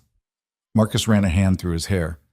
But even if I find it, boarding a moving cargo ship is a military-level operation. We'd need fast boats, climbing equipment, weapons, people willing to die for this. I'm willing to die for this. That's not reassuring. Seraphine stood. What if we don't board it in open water? What if we wait until it docks and then expose what's inside before they can unload? Too late, Kael said. By the time it docks, Lucien will have security in place. Police cooperation. Official channels to delay any inspection. We'd never get close enough. Then we're back to the boarding option, which is suicide. Not if we do it smart. Kael turned to Marcus. You said you have contacts from your Marine days, people who do private security, maritime operations. Some, but most of them work legitimate contracts. They're not going to risk their licenses for... Offer them enough money and they will. Everyone has a price. Marcus stared at him. You're serious about this? Dead serious. And if it goes wrong, if people die, then we die trying to stop something worse. The room fell silent. Marcus walked to the window and looked out at the gray afternoon. When he turned back, his expression was grim. I'll make some calls, he said, Pat. See who's available and what they'd need. But Kael, this is beyond dangerous. This is stepping outside every legal protection you have. If we do this and get caught, there's no FBI immunity deal, no cooperation agreement, just federal charges for piracy, kidnapping, armed assault, and whatever else the prosecutors can dream up. I know. And you're okay with that? Kael thought about Agent Cross's face when she'd been ordered to shut down the investigation. Thought about Lucien's voice explaining how the system was bought and paid for. Thought about Seraphine sitting in the basement while he signed manifests upstairs, convinced nothing would ever change. Yeah, he said, I'm okay with that. Marcus nodded once. All right, give me 4 hours. I'll have a plan or I'll have proof this is impossible. Either way, we'll know where we stand. He left. Kael and Seraphine stood alone in the office while afternoon light faded toward evening outside. This is really happening, Seraphine said quietly. Yeah. We're actually going to try this. Yeah. She looked at him. I need you to understand something. If we do this, if we board that ship and expose what's inside, my life changes forever. Not just my privacy, my safety, my ability to ever have a normal existence. The moment my face appears on camera, the moment my story goes public, I become a symbol, a cause, a representative of every trafficking victim who never got justice. And I don't know if I'm strong enough to carry that. You don't have to do this, Kael said. You can walk away right now. Leave Seattle. Start over somewhere Lucien can't find you. I'll give you money, new identity, whatever you need. And then what? I spend the rest of my life hiding while you either die trying to stop the network or surrender and become complicit again? She shook her head. No, I didn't survive 3 years in hell just to run away when things got hard. If we're doing this, we're doing it together. It's going to cost you everything. I know, but maybe some things are worth the price. They stood there in the fading light, two people who'd chosen to walk into fire together because the alternative was living in cages built from their own fears. Kael's phone buzzed. Another message from an unknown number. But this time, it wasn't Lucien. The message contained a single photograph, a shipping manifest with vessel details, route information, and estimated arrival times. Below it, 3 words.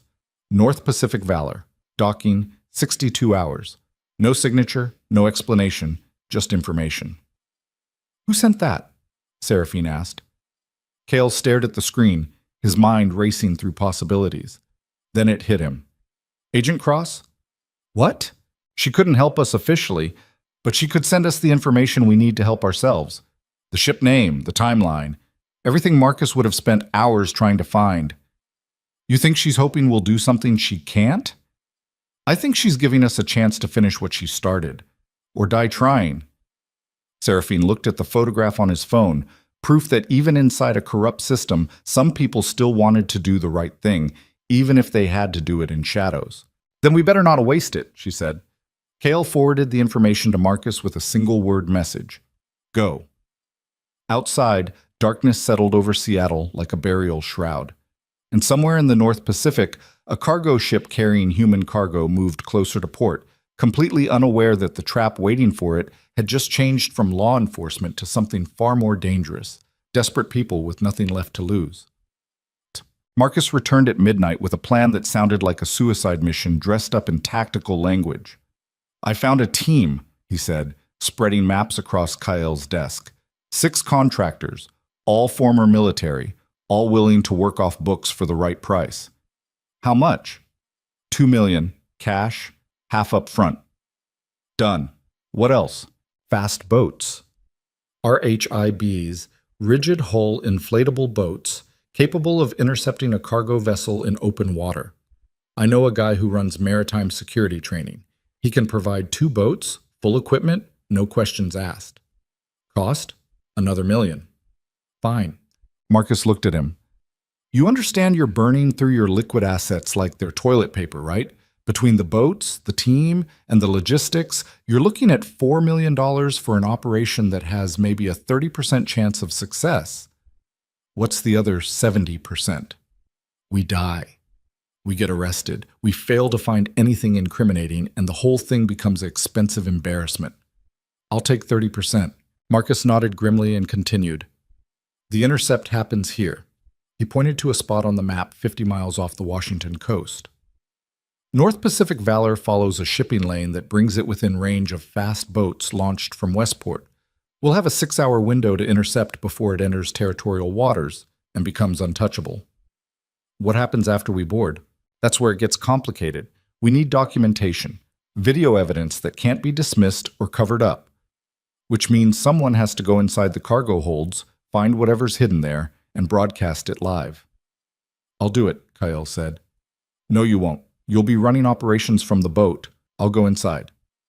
Marcus, this is non-negotiable. You're paying for this operation. I'm running it. That means I make tactical decisions, not you. Marcus's expression was iron. Besides, you're more valuable alive and able to testify about what we find. I'm expendable. That's bullshit. That's reality. Accept it or find someone else. Kael wanted to argue, but knew Marcus was right. He'd spent 12 years behind a desk. Marcus had spent years in combat zones. If this operation went sideways, having a trained operator inside the ship meant the difference between mission failure and total catastrophe. Fine, Kael said. But I'm on one of the boats. I'm not sitting on shore while you risk your life. Deal. Seraphine had been quiet during the entire briefing. Now she spoke up. What about me? Both men turned. You stay here, Marcus said. Safe, protected, as far from this clusterfuck as possible. No. Seraphine. No, she repeated, her voice hard. I'm not staying behind while you two play hero. This is my fight as much as yours. More, actually. Those people on that ship, whoever they are, they're me 13 years ago. I'm not letting them disappear into the same machine without doing everything I can to stop it. You don't have tactical training, Marcus argued. You'd be a liability in a combat situation. Then I won't be in a combat situation. I'll stay on the boat. But I'm coming. And if you find people inside those cargo holds, I want to be the first face they see. Not armed men, not federal agents who might or might not help them. Me, someone who survived what they're going through. The logic was sound even if the risk was terrifying. Kael? Marcus looked at him. Your call. Kael studied Seraphine's face. The determination carved into every line, the absolute refusal to be left behind, the need to finally confront the machine that had destroyed her childhood on her own terms. She comes, he said. Marcus exhaled slowly. All right. Then we're looking at a 3-boat operation, 2 intercept vessels with tactical teams, one support boat with communications equipment and medical supplies. Seraphine stays on the support boat unless situation allows otherwise. When do we leave? Tomorrow night. That gives us 1 day to prep equipment, brief the team, and get into position. North Pacific Valor enters our intercept window at 0300 the following morning. Dark, cold, maximum difficulty. Perfect. Marcus started gathering his maps. One more thing. Even if this works, even if we find evidence and broadcast it, we're committing multiple federal crimes, piracy, unlawful boarding, probably a dozen maritime violations I don't even know about. The moment this goes public, we become criminals, wanted by the same authorities we're trying to force into action. I know. Just making sure you understand there's no coming back from this. No legal protection, no immunity deals. We do this. We burn every bridge we have. Good. I'm tired of bridges that lead nowhere. Marcus looked at him for a long moment, then nodded once and left. Seraphine approached the desk and looked down at the maps. Coastline marked with intercept coordinates, shipping lanes traced in red ink, the vast emptiness of the North Pacific waiting to swallow them whole. We're really doing this, she said. Yeah. We're going to war with a system that owns the referees, the lawyers, and most of the judges. Yeah. And our plan is to commit crimes so public and so documented that they can't be ignored or covered up. That's the idea. Seraphine was quiet for a moment. Then she started laughing, soft at first, then building into something that sounded half hysterical, half liberated. What's funny? Kyle asked. Nothing. Everything. The fact that our last resort is becoming pirates. The fact that the only way to stop human trafficking is to break every law designed to prevent it. The fact that doing the right thing requires becoming criminals. Is it funny or tragic? Both. Maybe that's the only appropriate response. Cale felt exhaustion crashing over him like waves. 24 hours ago, he'd walked into an FBI office expecting justice. Now he was planning maritime piracy with a team of mercenaries and a woman who had every reason to hate him. You should get some sleep, he said. Tomorrow's going to be hell. Tomorrow's already here. She was right. The clock had just passed midnight, less than 50 hours until North Pacific Valor entered the intercept window. 50 hours to prepare for an operation that would either expose the network or get them all killed. 50 hours until they learned whether courage mattered more than power, or whether power always won in the end. Seraphine headed for the door, then stopped. Kyle? Yeah? Thank you. For what? For not giving up, for choosing to fight even when the system proved it was rigged, for being willing to lose everything instead of becoming complicit again. I haven't won yet. No, but you chose to try, and that's more than most people ever do. She left him alone in his office with maps and plans and the weight of choices that couldn't be unmade. Cale stood at the window, watching darkness swallow the city whole, and thought about the girl in the basement 13 years ago, terrified and certain she would die, while he signed manifests upstairs looking bored. I'm coming for you, he whispered to whatever ghost still haunted that memory. I'm coming for all of you. Then he pulled out his phone and started making arrangements that would either redeem him or destroy him. By dawn, there would be no turning back. By dawn, they would be committed to a path that led either to exposure and justice or death and silence. And standing there between ruin and possibility, Kyle Verreau finally understood that some cages could only be opened from the outside. Some truths could only be spoken by people willing to burn for them, and some battles could only be won by those with nothing left to lose. The drive to Westport took 3 hours through darkness so complete it felt like the world had ended beyond the headlights. Cale sat in the passenger seat of Marcus's truck, watching rain streak across the windshield, while his pulse hammered a rhythm that had nothing to do with coffee and everything to do with fear he couldn't afford to acknowledge. Behind them, 2 more vehicles followed, SUVs carrying the tactical team Marcus had assembled. 6 contractors who'd agreed to commit federal crimes for money and the slim possibility of doing something that mattered. Cale hadn't met any of them yet, hadn't wanted to see their faces until absolutely necessary, because seeing them made this real in ways his mind kept trying to deny. Seraphine sat in the back seat, staring out her own window at the blackness rushing past. She hadn't spoken since they left Seattle, just sat there breathing carefully like someone trying not to hyperventilate, fingers pressed against the glass hard enough to leave marks. You can still back out, Kyle said without turning around. No, I can't. Yes, you can. We drop you at a hotel in Aberdeen. You wait.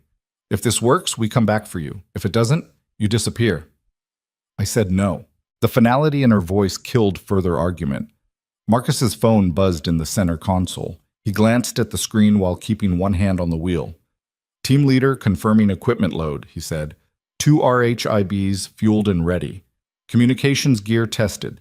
Medical supplies staged. We're on schedule. What about weapons? Kyle asked.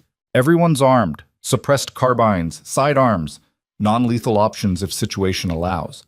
But Kyle, if we encounter resistance on that ship, people might die. You need to be prepared for that. I am. Are you?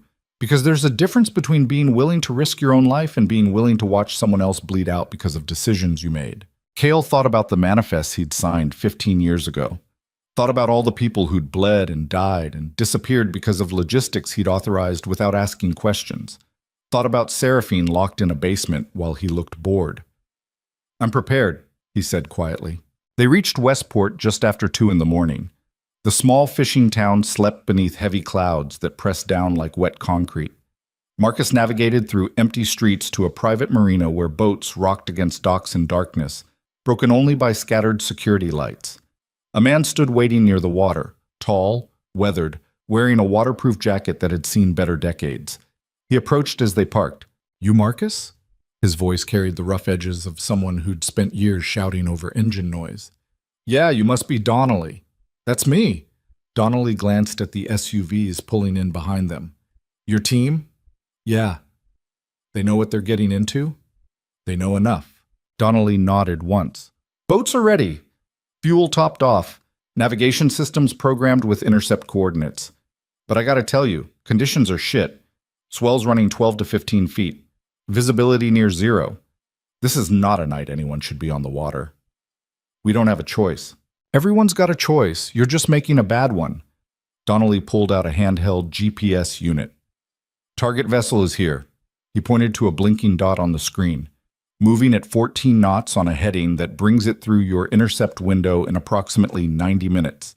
You launch in 20, run hard for 45, you'll be in position with time to spare. What happens if we miss the window? Kyle asked.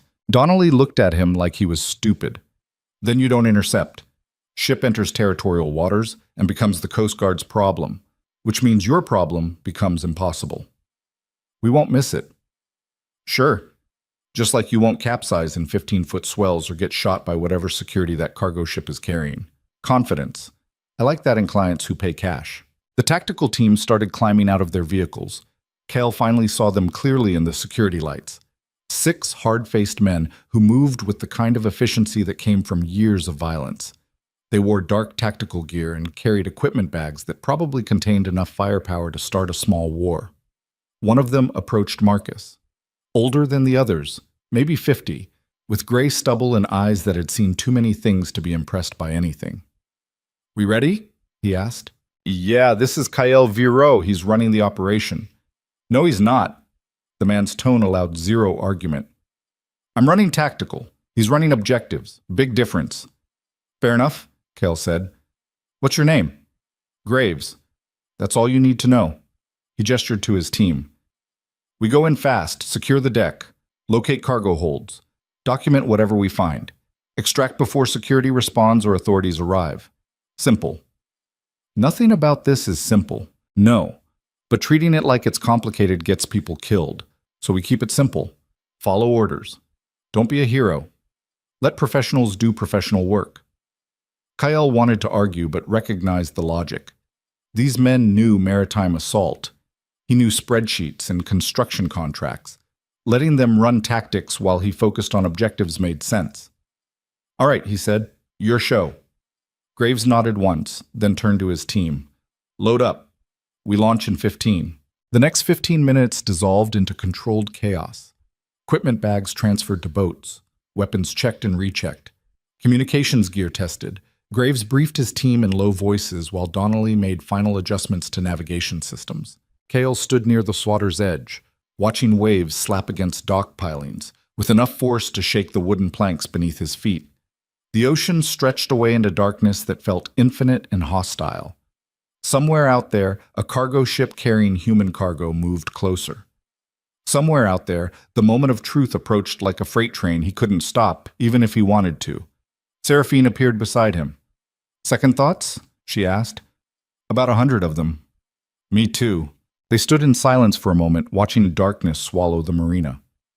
"When we find them," Seraphine said quietly, "the people on that ship, what happens after?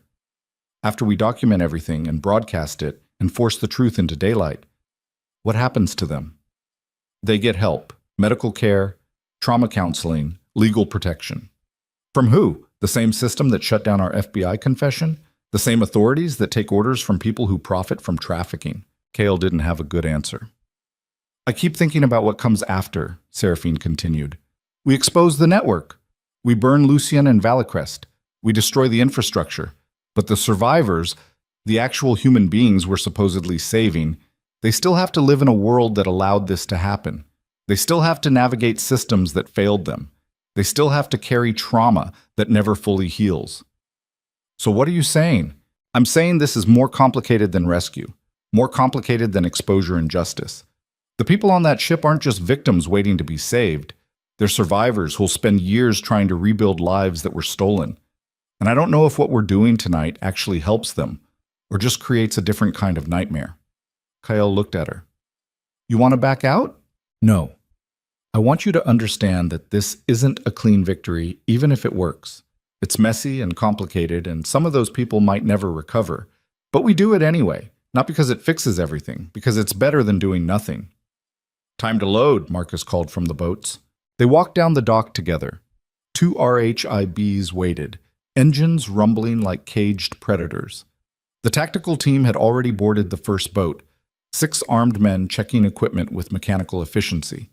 The second boat held Marcus at the helm, communications gear stacked in waterproof cases, space for Kyle and Seraphine. Cale climbed aboard, legs unsteady as the boat rocked beneath him. Seraphine followed, immediately grabbing a handhold to steady herself. The ocean smell hit harder here, salt and diesel and something ancient that reminded him how small humans were compared to the forces they were about to challenge. "Life jackets on," Marcus ordered. "Strap tight. If you go in the water tonight, you've got maybe 10 minutes before hypothermia kills you. Less if you panic." Kyle pulled on a life jacket, fingers fumbling with straps while his pulse hammered. Beside him, Seraphine did the same, her face pale in the dim light. "Everyone ready?" Graves called from the lead boat. "Ready," Marcus confirmed. "Then let's go get stupid."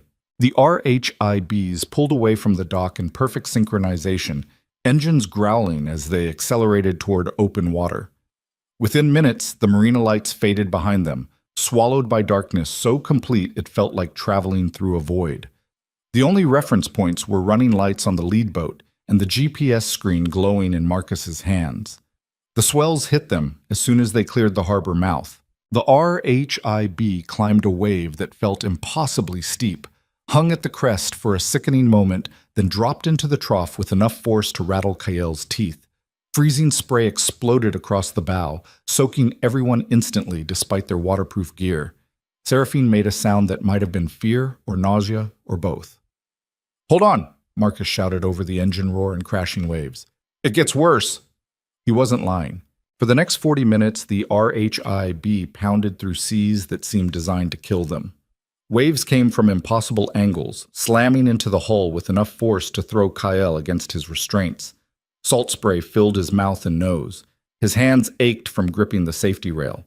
Beside him, Seraphine had gone silent, face pressed against her knees, breathing in short gasps. Marcus piloted with grim concentration, one hand on the wheel, the other holding the GPS, eyes locked on the screen while the ocean tried to murder them all.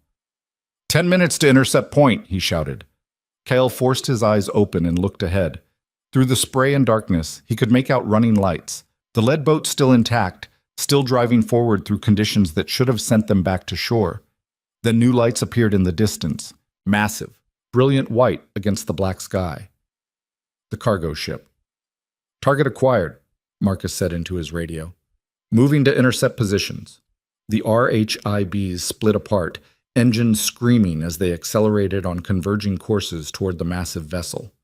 As they got closer, The true scale of what they were attempting became horrifyingly clear. North Pacific Valor rose from the ocean like a steel cliff, 600 feet of cargo ship riding swells that would capsize the RHIBs without noticing. Massive shipping containers stacked on deck created geometric shapes that blocked starlight. The ship's wake churned white foam that looked like it could swallow the small boat's whole. "How the hell do we board that thing?" Kyle shouted. "Very carefully," Marcus replied. Graves's voice came through the radio, calm despite the chaos. "Lead boat executing approach. Support boat hold position until deck is secured." The first RHIB surged forward, matching the cargo ship's speed while running parallel to its hull. From this distance, Kyle could see the tactical team preparing boarding equipment: pneumatic grappling hooks, rope ladders, climbing gear designed for exactly this kind of assault. The first grapple fired with a muffled thump, barely audible over the engines and waves. It sailed up toward the deck rail, trailing rope behind it, then caught with a metallic clang. Within seconds, 3 more lines secured. The tactical team started climbing, 6 men ascending wet rope while the ocean tried to shake them loose like parasites. Kyle watched in horrified fascination as they reached the deck rail and hauled themselves over. For a moment, nothing happened. Then Graves's voice crackled through the radio. "Deck secure. No resistance encountered. Support boat proceed to boarding position." Marcus gunned the engine, bringing their RHIB alongside the massive hull. The rope ladders hung there, swaying in the wind like the most terrifying invitation Kyle had ever received. "You don't have to do this," Marcus said. "Yes, I do." "Then move fast. The longer we're alongside, the more likely someone notices." Kyle grabbed the nearest rope ladder and started climbing. His hands were numb from cold and fear. The rope felt slick with spray. The ladder swung wildly with each wave, slamming him against the steel hull hard enough to knock the air from his lungs. Below him, the ocean waited like an open mouth. Above him, the deck seemed impossibly far away. He climbed anyway, hand over hand, foot after foot, not thinking about falling or drowning or all the ways this could go catastrophically wrong. Just climbing because stopping meant surrender, and he'd spent 12 years surrendering to fear. His hands reached the deck rail. He pulled himself over and collapsed onto cold steel, gasping for air that tasted like salt and adrenaline. Graves appeared above him. "On your feet. We're on a clock." Kyle stood on shaking legs. The cargo ship's deck stretched away in both directions, a metal landscape of shipping containers and machinery bathed in sodium lights that turned everything amber and orange. The ship rode swells with massive, ponderous movements that made the deck tilt at sickening angles. Marcus came over the rail next, followed by Seraphine, who looked like she'd just climbed out of her own grave. "Everyone accounted for," Graves said into his radio, proceeding to cargo holds. The tactical team moved with practiced efficiency, weapons up, scanning for threats while advancing toward the superstructure. Kale followed, trying to keep pace while his legs remembered how to work on solid ground that wouldn't stop moving. They reached a heavy steel door marked with Mandarin characters Kale couldn't read. One of the team members produced bolt cutters and went to work on the lock. 30 seconds later, the door swung open onto a stairwell that descended into the ship's guts. "Kale and Seraphine stay topside with 2 guards, Graves ordered. "Rest of us sweep below. We find the cargo, document it, get out." "Questions?" "How long?" Marcus asked. 20 minutes. After that, risk of discovery becomes unacceptable. 20 minutes to find evidence of human trafficking inside a 600-foot cargo ship. 20 minutes to document something horrible enough to force authorities into action. 20 minutes to either validate everything they'd risked or prove this whole operation was suicide disguised as strategy. "Go," Kyle said. Graves and 4 of his team disappeared down the stairwell. Marcus went with them, carrying a camera and communications gear. 2 tactical operators remained topside, weapons trained on the approaches while Kyle and Seraphine waited. The minutes crawled past with agonizing slowness. Wind howled across the deck. Waves crashed against the hull. The ship's engines thrummed beneath their feet like the heartbeat of some massive beast. Kyle's radio remained silent except for occasional static bursts.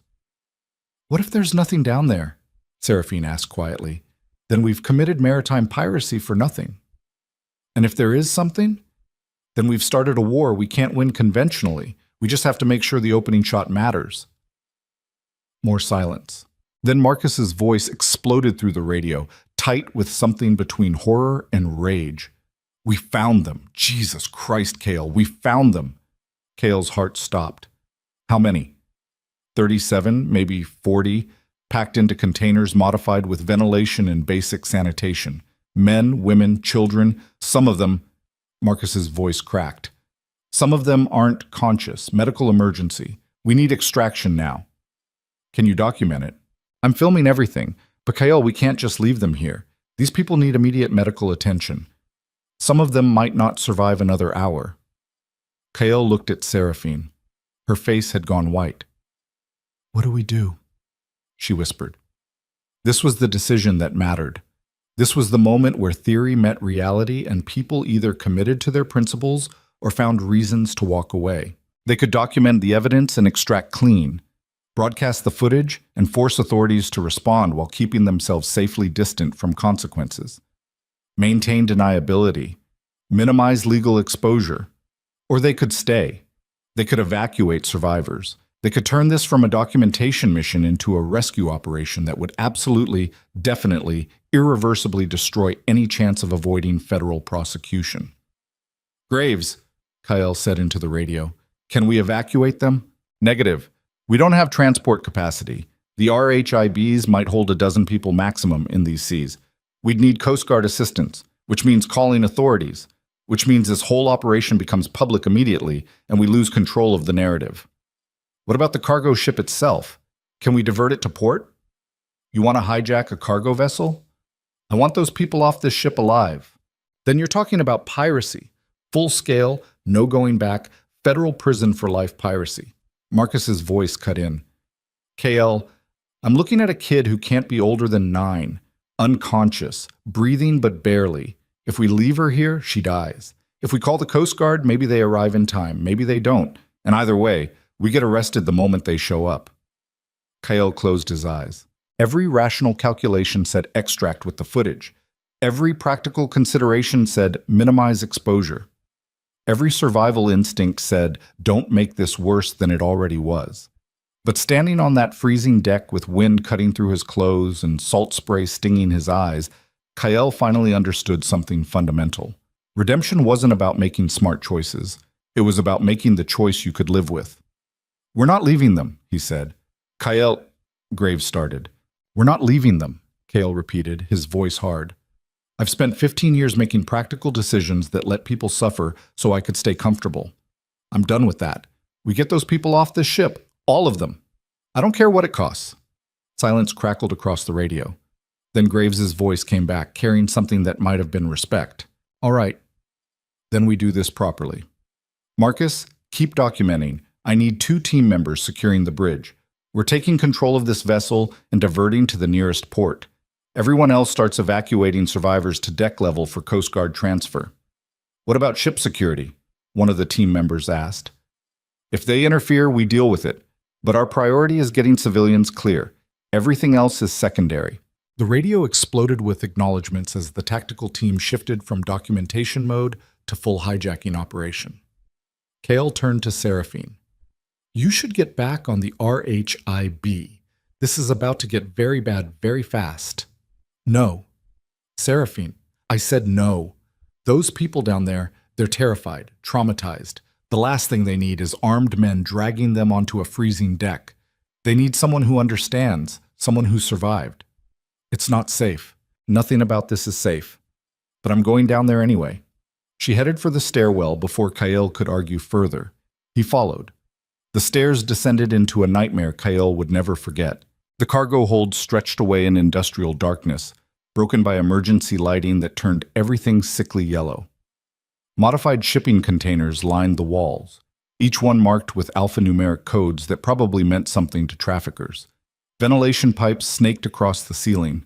The smell hit like a physical force, sweat and fear, and human waste and desperation concentrated into an atmosphere that made breathing feel like violence. Marcus stood near the nearest container, camera running, filming survivors being helped out by tactical team members who'd temporarily become first responders.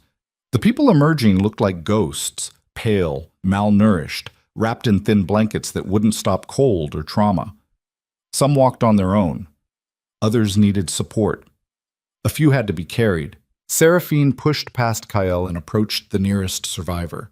A woman, maybe 20 years old, holding a child who stared at nothing with eyes too old for her face.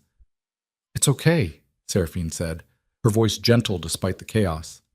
"You're safe now. We're getting you out." The woman didn't respond, just held her child and shook. Kyle moved through the hold, trying to process what he was seeing. 37 people, 40 maybe, packed into containers designed for cargo, not humans, traveling thousands of miles across an ocean that would have killed them if something went wrong with ventilation or water supply, invisible to authorities, profitable to traffickers, reduced to inventory in a machine that turned suffering into spreadsheets. He'd helped build this machine. He'd authorized these shipments. He'd signed manifests that treated these people like furniture. The weight of it crushed him. "Kyle," Marcus grabbed his arm. "We have a problem." "What?" "Ship security just woke up. They're responding to our position, armed, and they're not coming to negotiate." Before Kale could respond, gunfire erupted somewhere above them, sharp cracks echoing through metal corridors followed by shouted commands in Mandarin and English. Graves's voice exploded through the radio. "Contact! We have armed resistance! All personnel prepare for combat engagement." The cargo hold descended into chaos. Survivors screamed. Tactical team members shifted from rescue mode to defensive positions. Marcus shoved Kyle toward cover behind a shipping container while pulling a sidearm from his jacket. "Stay down," he ordered. More gunfire. Closer now. Then the stairwell door burst open and 3 men in dark uniforms appeared, carrying assault rifles and expressions that promised violence. They saw the survivors, saw the tactical team, saw everything they needed to know about what was happening. One of them raised his weapon. Graves shot him first, 3 suppressed rounds that dropped the man before he could fire. The other 2 dove for cover, returning fire with unsuppressed weapons that turned the cargo hold into a thunderstorm of noise and ricochets. Kale pressed himself against cold steel, hands over his ears, while the world exploded around him. He'd never been in combat, never experienced actual violence beyond boardroom threats and legal battles. The noise was overwhelming. The smell of cordite burned his throat. Every instinct screamed to run, but there was nowhere to run to. Beside him, a survivor, a teenage boy, crouched with his hands over his head, whispering words in a language Kale didn't understand. Prayers, maybe. Or just sounds to fill the space where hope used to live. The firefight lasted maybe 90 seconds but felt like hours. When silence finally returned, 3 ship security members lay dead or dying. One of Graves's team had taken a round to the shoulder but remained functional. The cargo hold reeked of blood and gunpowder and fear. "Status?" Graves barked into his radio. "Bridge secure," came the response. 2 security personnel neutralized. "We have control of ship systems." "Good. Divert to nearest port. Emergency speed. And somebody call the fucking Coast Guard because this situation just went from bad to catastrophic." Kyle stood on shaking legs. His ears rang. His hands wouldn't stop trembling. Around him, survivors huddled together, some crying, some silent, all of them caught in a nightmare that kept getting worse. Seraphine appeared through the smoke, blood on her hands from helping someone wounded, her face set in lines of absolute determination. "We need to get them topside," she said. "Now, before more security responds." "Can you move them?" "I can try." She started organizing survivors with a combination of gentle encouragement and firm direction that somehow worked despite language barriers and trauma. Within minutes, people were moving toward the stairwell, supporting each other, carrying children, helping those too weak to walk alone. Marcus stayed at Kyle's shoulder, camera still running, documenting everything. "This footage is going to change the world," he said quietly, "or get us killed." Both, probably. They helped evacuate survivors up the stairwell onto the cargo deck, where freezing wind hit like a hammer. The ship had changed course, turning toward the Washington coast, with engines running at speeds that made the entire vessel vibrate. Dawn was starting to break on the eastern horizon, gray light bleeding through clouds like something being born in pain. Graves approached, blood on his tactical vest, expression grim. "Coast Guard is inbound, ETA 40 minutes. They're bringing medical support and federal agents, which means we have 40 minutes before this becomes official and we all get arrested." "Can we extract before they arrive?" Kyle asked. "Maybe, But extracting means leaving these people with ship security and hoping the Coast Guard shows up in time. You willing to take that risk? Kale looked at the survivors huddled on deck. 40 human beings who'd just escaped hell, only to find themselves on a hijacked cargo ship in the middle of the ocean, surrounded by people who'd just killed security personnel to free them. No, he said. We stay. We make sure the Coast Guard takes custody. We make sure these people get actual help, not just transferred back into the system that failed them. Then we're getting arrested, all of us. Maritime piracy, unlawful boarding, assault, probably murder charges for the security personnel we killed. You understand what you're committing to? Yeah. And you're okay with it?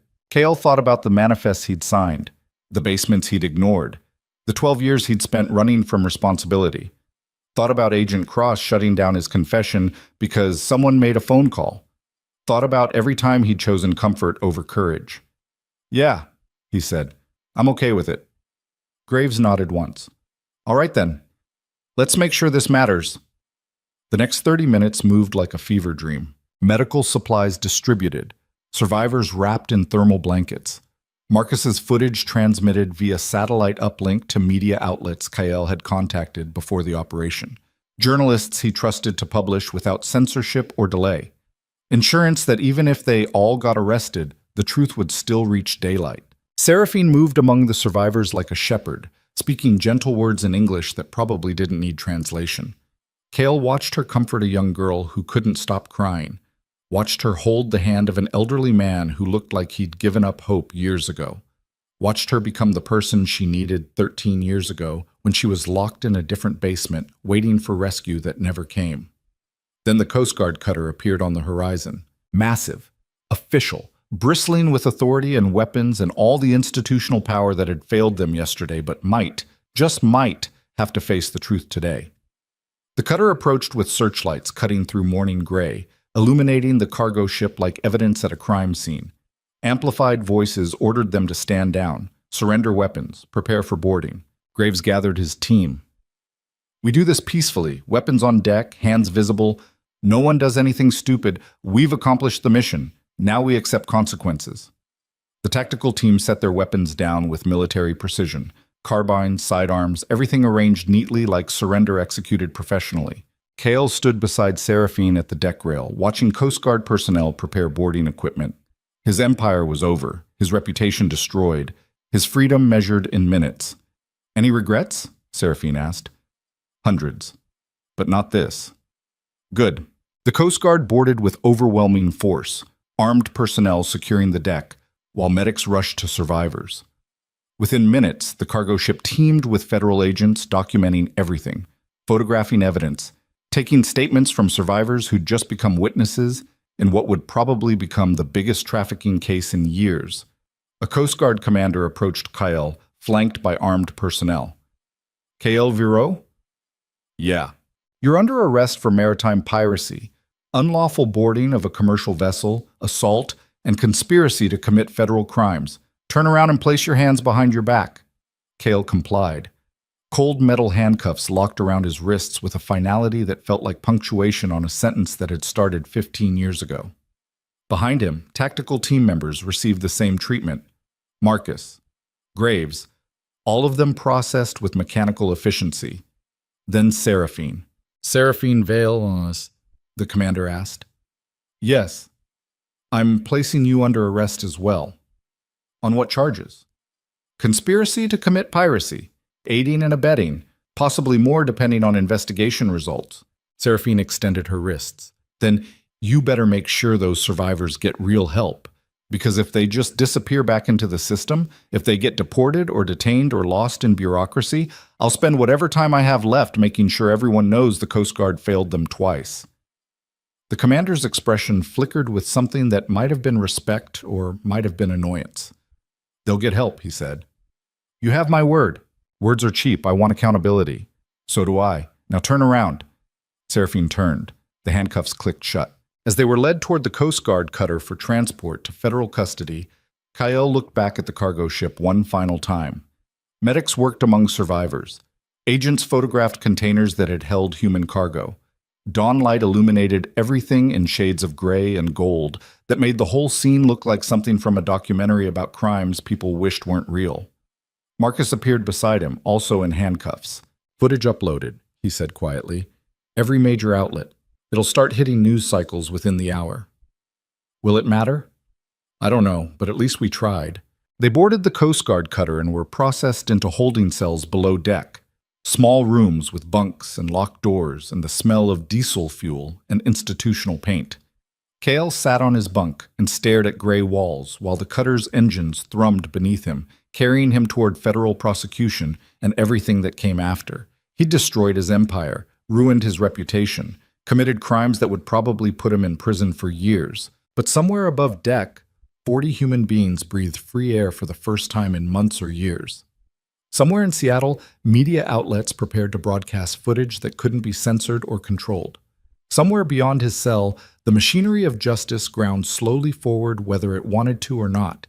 And sitting in that cold cell with handcuffs still locked around his wrists, Kael Verreau finally understood something fundamental about redemption. It wasn't about being forgiven. It wasn't about making amends. It was about choosing truth over comfort, about choosing courage over survival, about finally becoming someone who valued human life more than personal safety. The cell door opened. A federal agent appeared, not Agent Cross, someone new, carrying a tablet and wearing an expression that gave nothing away. Mr. Verreau, I'm Agent Sarah Chen with the FBI's Human Trafficking Task Force. We need to talk. About what? About the footage your team uploaded. About the 43 survivors we just took into custody. About Lucien Dragor and Ronan Valcrest, and a trafficking network that apparently has enough institutional protection to shut down investigations. She paused. And about whether you're willing to cooperate in exchange for consideration regarding charges. What kind of consideration? That depends on what you can give us. But Mr. Verreau, the footage you broadcast this morning, it's already been viewed 3 million times. Major outlets are running stories. Politicians are demanding investigations. Whatever protection Lucien had yesterday is eroding by the hour. She held up her tablet, showing news headlines that screamed about trafficking and corruption and billionaire vigilantes.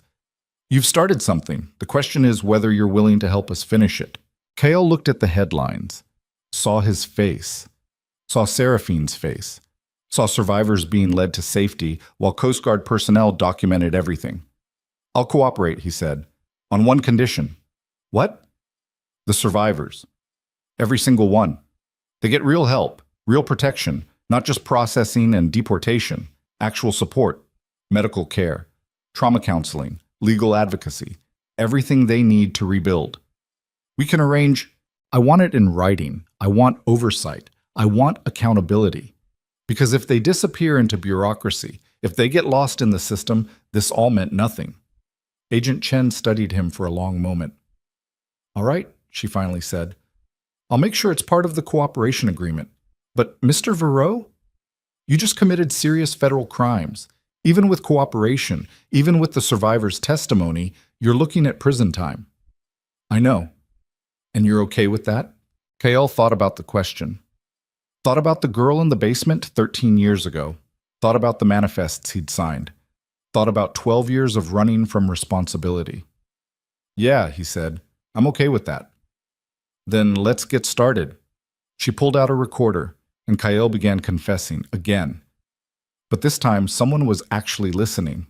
The interrogation room smelled like burnt coffee and fluorescent lights that had been running too long. Kael sat across from Agent Chen at a metal table bolted to the floor, his hands free from handcuffs now, but still bearing the red marks where the metal had pressed into his wrists for 3 hours during transport and processing. Outside the small window, Seattle's skyline rose against gray afternoon clouds. A city that looked the same as it had yesterday, even though everything beneath the surface had shifted. Agent Chen set a folder on the table between them, thick, heavy with documentation. Let's start with Lucien Dragor, she said. You've known him for 15 years, tell me everything. Kael told her. For 6 hours, he recounted every meeting, every conversation, every transaction that connected him to the Pacific Corridor network. He described warehouse systems and shipping routes and the architecture of complicity that turned human beings into inventory.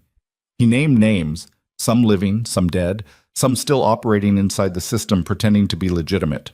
Agent Chen recorded everything with mechanical precision, occasionally stopping him to clarify details or request documentation.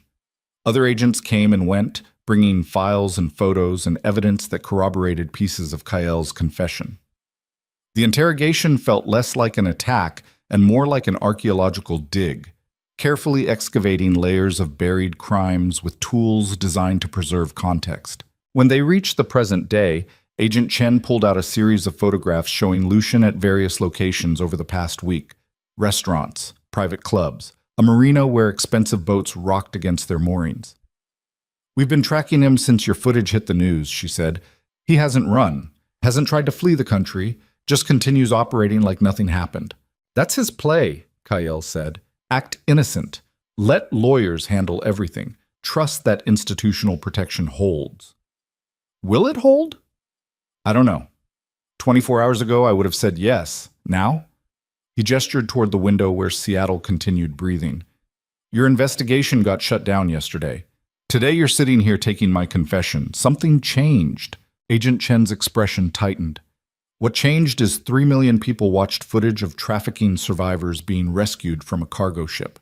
What changed is every major news outlet is running stories about corruption and institutional failure.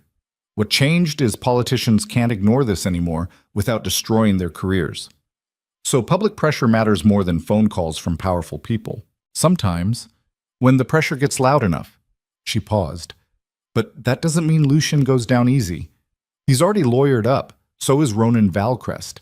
They're claiming ignorance about the cargo, about the network, about everything, saying they were victims of rogue elements inside their organizations." "That's bullshit." "Probably, but it's bullshit backed by expensive lawyers and institutional connections, which means building a case that actually sticks requires more than your testimony. It requires documentation, financial records, witness testimony from people inside the network willing to turn." "What about the survivors from the ship? Can they testify?" "Some of them, but most are too traumatized, too scared, too uncertain about their legal status to risk cooperation. And defense attorneys will tear them apart on cross-examination, make them look unreliable, claim they were willing participants or economic migrants lying about trafficking to avoid deportation." The casual brutality of it landed like a punch. "So what do you need from me?" Kael asked. "Everything you haven't told me yet, the connections you're still protecting, the people you're still afraid to name, the evidence you held back because some part of you still hopes for a deal that lets you walk away clean." Agent Chen leaned forward. "Mr. Vero, you've been cooperative, but I can tell you're still calculating, still weighing what you can afford to lose. And I need you to understand something fundamental. You already lost everything. Your empire is gone, your reputation destroyed. The only question now is whether you use what's left to actually make a difference, or whether you keep playing games and hoping for miracles that aren't coming." The honesty cut deeper than any threat. Kael was quiet for a long moment, staring at the photographs of Lucian spread across the table. Then he reached into his jacket pocket, an action that made Agent Chen's hand twitch toward her sidearm, and pulled out a flash drive. "What's that?" she asked. "Insurance I've been carrying for 12 years. Financial records, encrypted communications, offshore account information. Everything that connects Lucian to the network. Everything that proves Ronan Valcrest isn't just a philanthropist, but the primary financier of trafficking infrastructure across the Pacific Rim." He set the flash drive on the table. "I kept it because I thought someday I might need leverage. Turns out the only thing it's good for is telling the truth." Agent Chen picked up the drive carefully, like it might explode. "Why didn't you give this to Agent Cross yesterday?" "Because yesterday I still thought I could control the outcome. Thought I could confess and cooperate and somehow walk away with pieces of my life intact. But standing on that cargo ship this morning, watching survivors who'd been reduced to inventory, I finally understood something." He met her eyes. "There's no controlled version of this. No surgical strike that takes down the bad guys while leaving me protected. The only way to actually destroy the network is to burn it all down, including myself." "You realize this drive probably implicates you in additional crimes." "Yeah. And you're giving it to me anyway." "Yeah." Agent Chen inserted the drive into her laptop and started reviewing files. Her expression shifted as she scrolled through evidence, surprise giving way to grim satisfaction. Jesus Christ, she muttered. This is everything. Shell companies, wire transfers, communications between Valicrest and offshore accounts, even connections to federal officials who blocked investigations. She looked up. Mr. Viro, this evidence doesn't just implicate Lucien and Valicrest.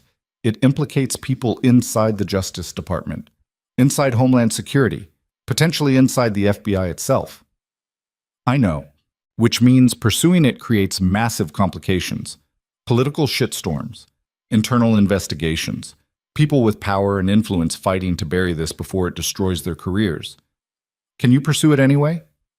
Agent Chen closed the laptop and sat back in her chair, studying him with an expression that mixed exhaustion and determination.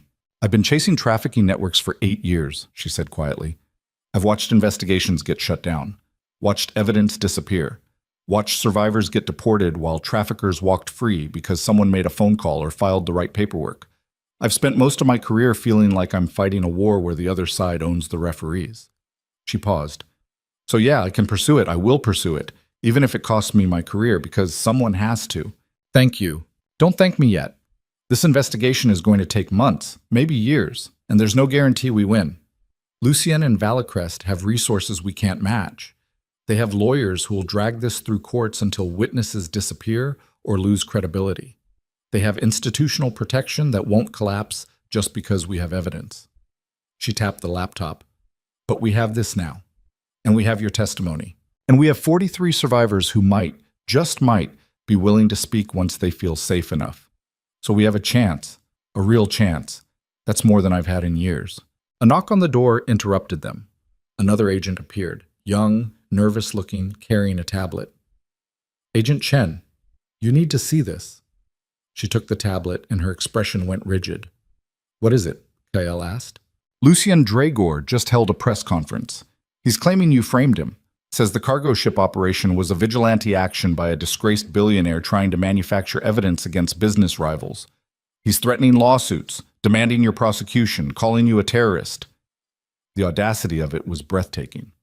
Can he actually make that stick? Kael asked. Maybe. You did commit maritime piracy. You did hijack a cargo vessel. You did kill 3 security personnel during the boarding. Defense attorneys can spin that as vigilante violence regardless of what you found. Agent Chen set the tablet down. He's also claiming the survivors were willing economic migrants you convinced to lie about trafficking. Says you manipulated vulnerable people to create evidence for a personal vendetta. That's insane. That's strategy. He's trying to control the narrative before our investigation gains traction, trying to discredit you so thoroughly that nothing you say matters. She stood. Which means we need to move fast. Get charges filed before his PR campaign overwhelms the facts. Get survivors into protective custody before they can be intimidated or deported. Get this evidence to prosecutors who aren't compromised. How long? 72 hours. Maybe less. After that, the window closes and Lucien's version becomes the dominant story. She headed for the door. I need to brief the task force. You stay here. Don't talk to anyone. Don't make any statements. Just sit tight while we figure out how to stop this from becoming a complete disaster. She left. Kael sat alone in this interrogation room, staring at the photographs of Lucien spread across the table. Outside, the city continued moving, people going to work, eating lunch, living ordinary lives while the machinery of justice and corruption ground against each other like tectonic plates. His phone had been confiscated during processing, but through the window he could see the federal building's lobby where television screens displayed news coverage. Even from this distance, he could make out his own face plastered across CNN, Fox News, MSN, BC, every major outlet running variations of the same story. Billionaire vigilante attacks cargo ship. Trafficking rescue or terrorist action. Kael Viro. Hero or criminal? The narratives were already forming, already hardening into competing versions of truth that would battle in courts and media cycles and public opinion until one version won by exhaustion rather than accuracy. Hours passed. Agent Chen returned with bad news written across her face. Federal prosecutors are balking, she said. They don't want to move forward with charges against Lucien and Valicrest, until they have ironclad evidence. They're worried about political blowback, worried about losing high-profile cases, worried about everything except actually doing their jobs. So what happens? We keep building this case, keep documenting, keep hoping enough pressure builds that they can't ignore it anymore. She paused. But Kael, I need you to understand something. Even if we eventually get charges filed, even if we eventually get convictions, you're still going to prison. What you did on that cargo ship, it was the right thing morally, but it was still illegal. The best outcome for you is reduced charges in exchange for cooperation. But reduced doesn't mean eliminated. How long? 3 to 5 years? Maybe more depending on how prosecutors want to play it. 3 to 5 years. The number felt both impossibly long and strangely manageable. Less than what he deserved, more than what he'd hoped for. Exactly the kind of ambiguous compromise that defined justice in a system designed for complexity rather than clarity. Can I see Seraphine? He asked. Agent Chen hesitated. She's being held in a separate facility.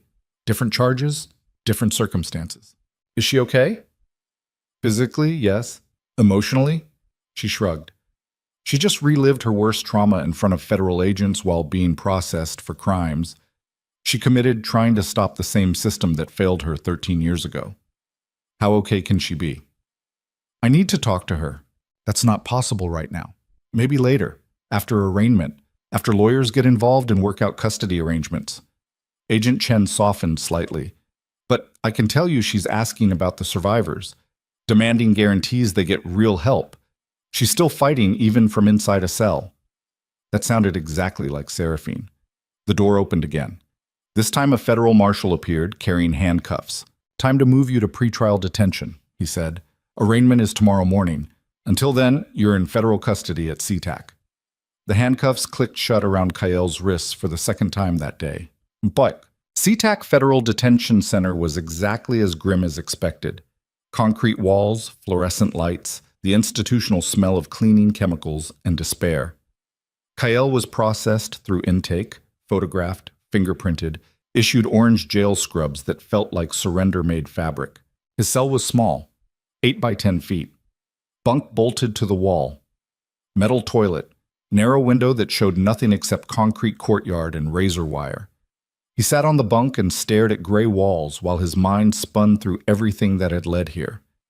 15 years of choices, 12 years of running. 1 week of finally facing what he'd spent a lifetime avoiding. Night fell. The detention center quieted except for occasional sounds, doors clanging, voices echoing, the ambient noise of hundreds of people locked in boxes waiting for justice or mercy or just time to pass. Kael didn't sleep. Morning came gray and cold.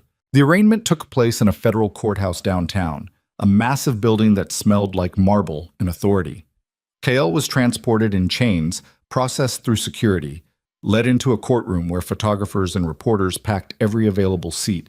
The judge was an older woman with silver hair and an expression that suggested she'd seen every kind of bullshit humanity could produce and wasn't impressed by any of it. Mr. Vero, she said, reading from documents, you're charged with maritime piracy, unlawful boarding of a commercial vessel, assault, conspiracy, and approximately a dozen related federal offenses. How do you plead? Kael's public defender, a tired-looking woman who'd briefed him for exactly 15 minutes before the hearing, stood beside him. Guilty, Your Honor, Kael said. The courtroom erupted. Reporters shouted questions. The judge banged her gavel for order. Mr. Vero, I need to ensure you understand what you're doing. You're pleading guilty to charges that carry significant prison time. You have the right to a trial. You have the right to force the prosecution to prove their case. Are you certain you want to waive those rights? Yes, Your Honor. Why? The question caught him off guard. Because I'm guilty, he said simply. I committed the crimes I'm charged with. I knew they were illegal when I did them. I made conscious choices that led here, and I accept responsibility for those choices. The judge studied him for a long moment. This court sees a lot of defendants, Mr. Vero. Most of them claim innocence. Most of them blame circumstances or other people or anything except their own decisions.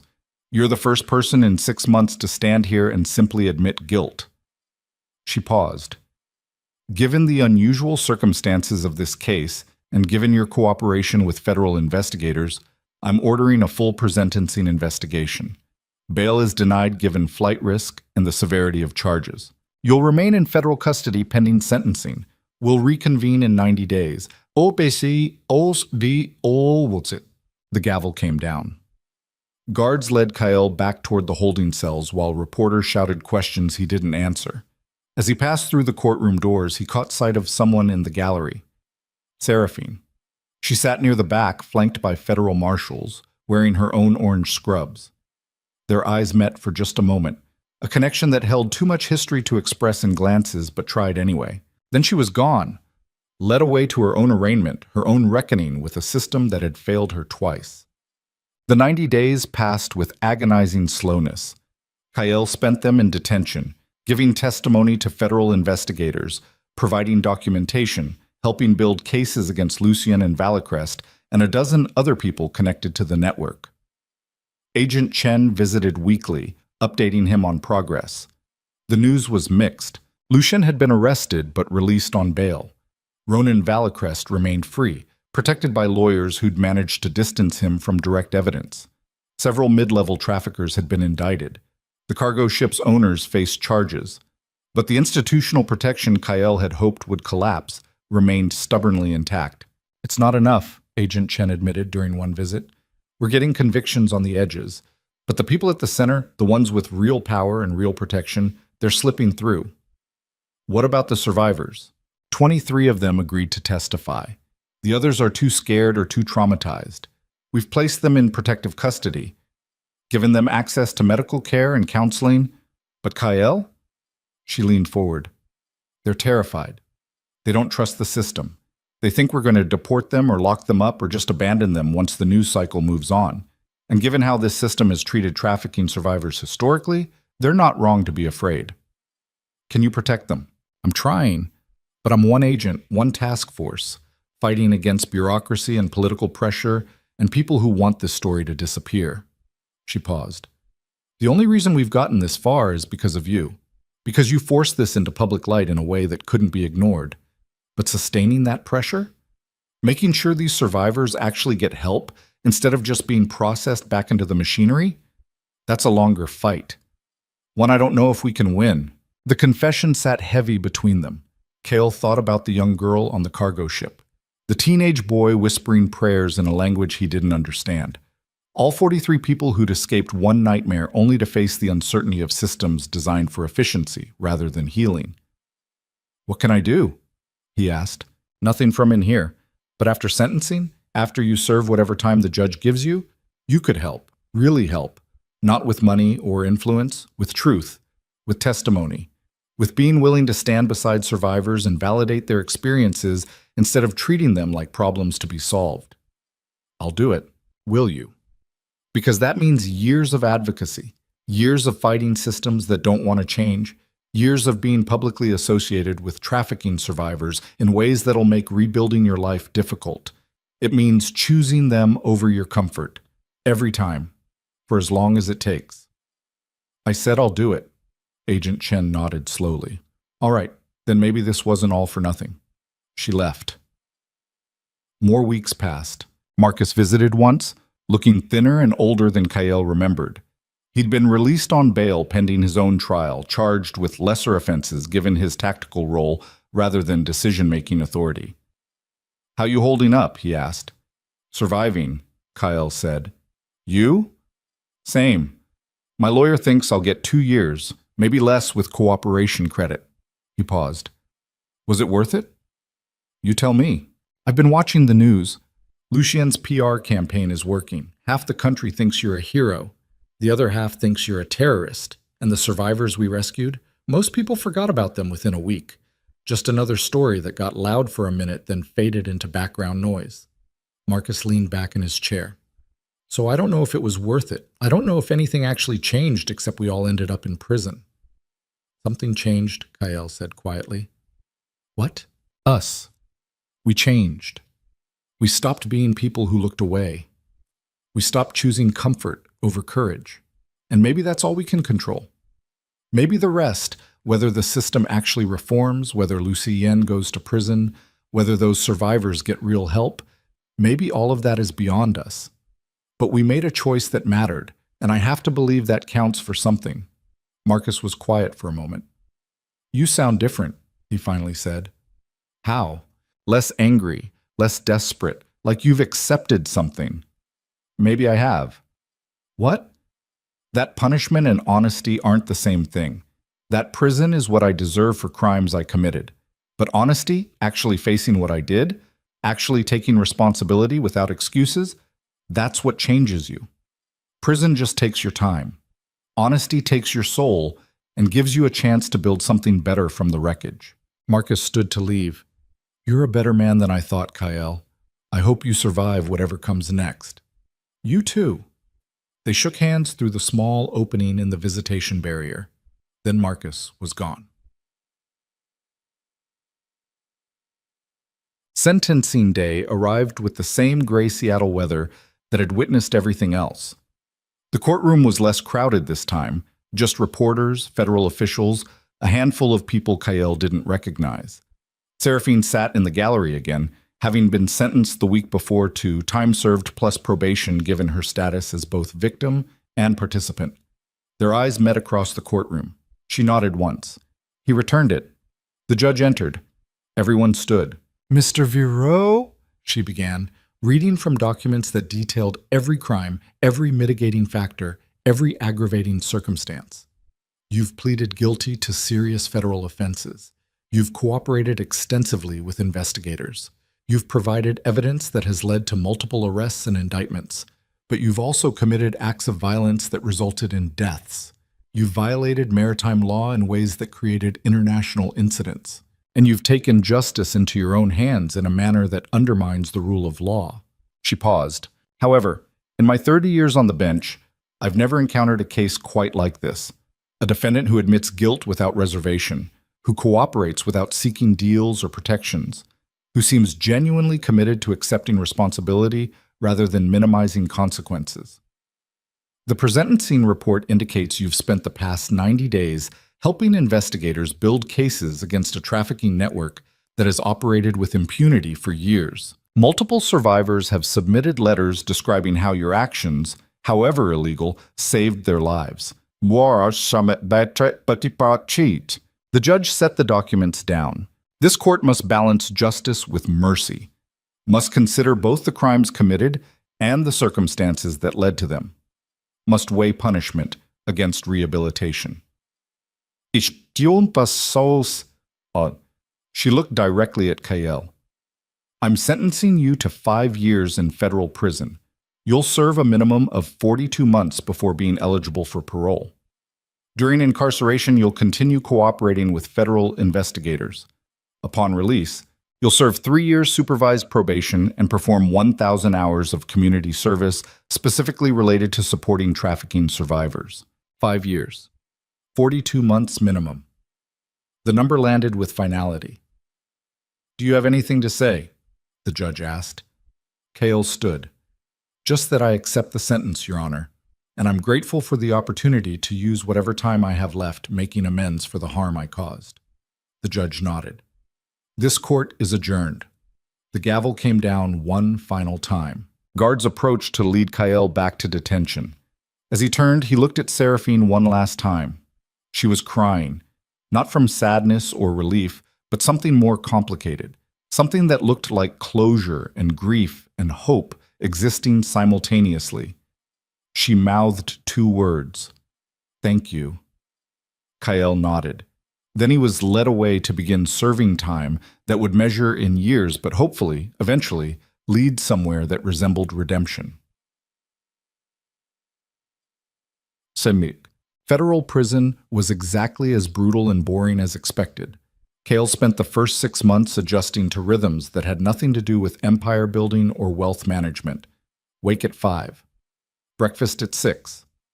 Work detail repairing furniture in the prison workshop. Lunch. More work. Dinner. Rec time. Lockdown at 9. Repeat daily until the routine became automatic. He kept his head down, avoided conflicts, focused on cooperation with ongoing investigations that continued even from inside. Agent Chen visited monthly, updating him on progress. Lucien Drygor had been convicted on multiple counts: racketeering, conspiracy, money laundering. Not trafficking directly, but enough to put him away for 15 years. His lawyers were appealing, but the evidence from Kael's flash drive had been devastating. Ronan Valcrest remained free.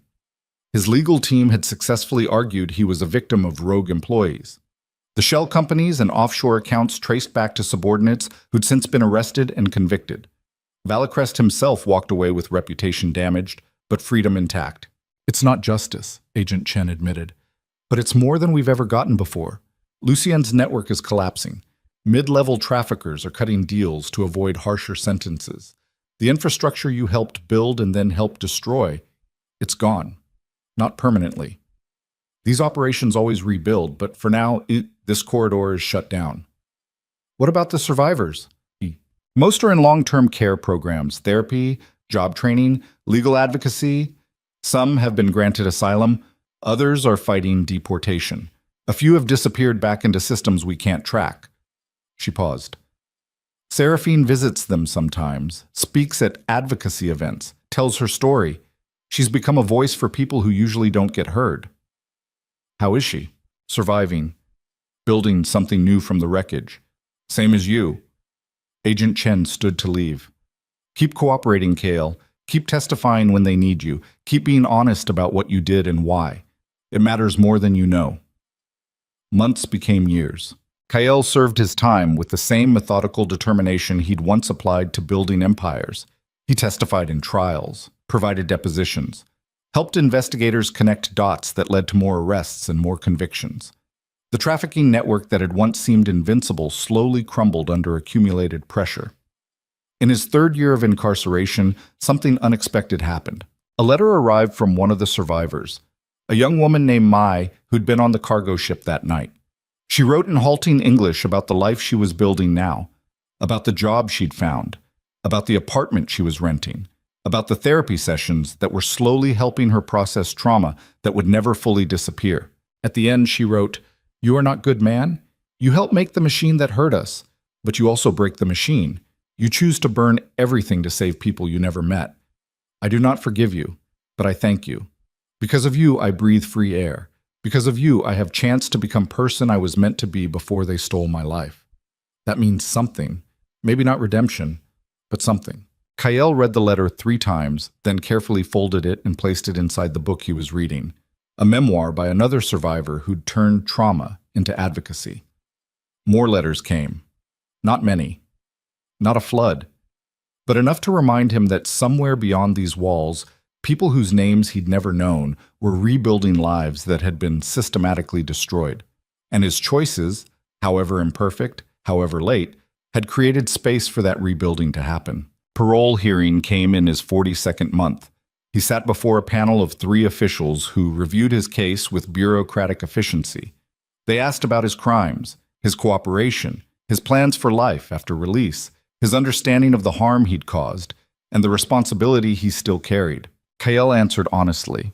No excuses, no minimizing, just acknowledgement that he'd spent 15 years causing harm and would spend however many years he had left trying to mitigate that harm through action rather than words. The panel deliberated for 20 minutes. Then they granted parole. "Mr. Vero," the chairwoman said, "you'll be released in 30 days. You'll serve 3 years supervised probation. You'll complete 1,000 hours of community service. You'll maintain employment. You'll attend mandated counseling. Any violation results in immediate return to custody. Do you understand?" "Yes, ma'am." "Then we'll see you in 30 days, Goang." Release day came with the same gray Seattle weather that had become a recurring character in his story. Kael walked out of federal prison wearing donated clothes and carrying a small bag containing everything he owned: books, letters, documentation of the advocacy work he'd been planning from inside. Seraphine was waiting in the parking lot, leaning against an older sedan that had seen better years. "You came," Kael said. "Did you think I wouldn't?" "I didn't know what to think. Get in. We have work to do." They drove through Seattle in silence for a while, the city looking simultaneously familiar and foreign after 3.5 years of absence. Everything had changed. Nothing had changed. The skyline still gleamed, the streets still teemed with people living ordinary lives. But something fundamental felt different, like the city had shifted slightly on its foundation in ways only visible to people who'd been away. "Where are we going?" Kyle asked. "Survivor Advocacy Center in Tacoma. They're hosting an event tonight. Panel discussion about systemic failures in trafficking prevention. They asked me to speak. Asked if you'd be willing to speak too." "About what?" "About complicity. About the architecture of harm. About how people in positions of power enable trafficking through indifference and calculated ignorance. About how choosing to finally face that truth can create change even when it destroys everything you built." She glanced at him. "Think you can handle that?" "I don't know, but I'll try." "Good, because trying is all anyone can ask for." They reached Tacoma as evening fell. The Advocacy Center occupied a renovated warehouse, same industrial architecture that had once housed trafficking operations, now repurposed for healing and resistance. Inside, maybe 50 people gathered: survivors, advocates, social workers, lawyers working on cases that would take years to resolve. Seraphine introduced him to the organizers. They were wary, skeptical. These were people who'd spent careers fighting systems that treated survivors as problems rather than human beings. Having someone who'd actively participated in those systems stand beside them required trust that hadn't been earned yet. "You speak last," one organizer said. "After survivors, after advocates, after people who actually did the work. You get 10 minutes, use them wisely." Kyle sat in the audience and listened to stories that cut deeper than any prison sentence. A woman described being trafficked at 14, described systems that repeatedly failed her, described the years it took to rebuild trust in human beings after that trust had been systematically destroyed. A man talked about losing his daughter to a network that operated with impunity because people in power chose not to see what was happening. An advocate detailed the policy failures and institutional barriers that made rescue and recovery nearly impossible, even when survivors found the courage to come forward. Each story added weight to understanding that could never be complete, but could at least be honest. Then they called his name. Kyle stood and walked to the small stage, feeling like he was approaching a confessional where absolution wasn't possible, but honesty was mandatory. He looked out at the faces watching him, people who had every reason to hate what he represented and no reason to believe anything he said. "My name is Kyle Viro," he began. 15 years ago, I helped build infrastructure that enabled human trafficking across the Pacific Northwest. I signed manifests that treated people like cargo. I authorized shipments I never questioned because asking questions meant looking too closely at what I was building. I chose wealth over humanity, chose comfort over courage, chose complicity over resistance. The room was silent. For 12 years after that, I convinced myself I'd changed, built a legitimate empire, donated to charities, told myself distance made me clean. But I hadn't changed.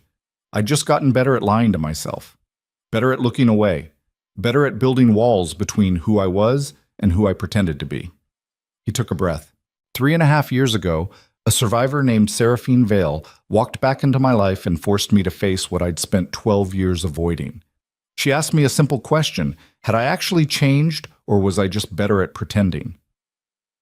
And I didn't have a good answer, because change requires more than distance, more than donation checks, more than building something new on top of buried bodies. Change requires honesty, requires facing exactly what you did and accepting responsibility without excuses. Kale looked directly at the survivors in the audience. "I can't undo the harm I caused. Can't give back the years that were stolen. Can't erase trauma that will never fully heal. What I did was monstrous, and saying I'm sorry feels inadequate to the point of insult. But I can be honest. I can acknowledge complicity. I can spend whatever time I have left working to dismantle systems I once helped build.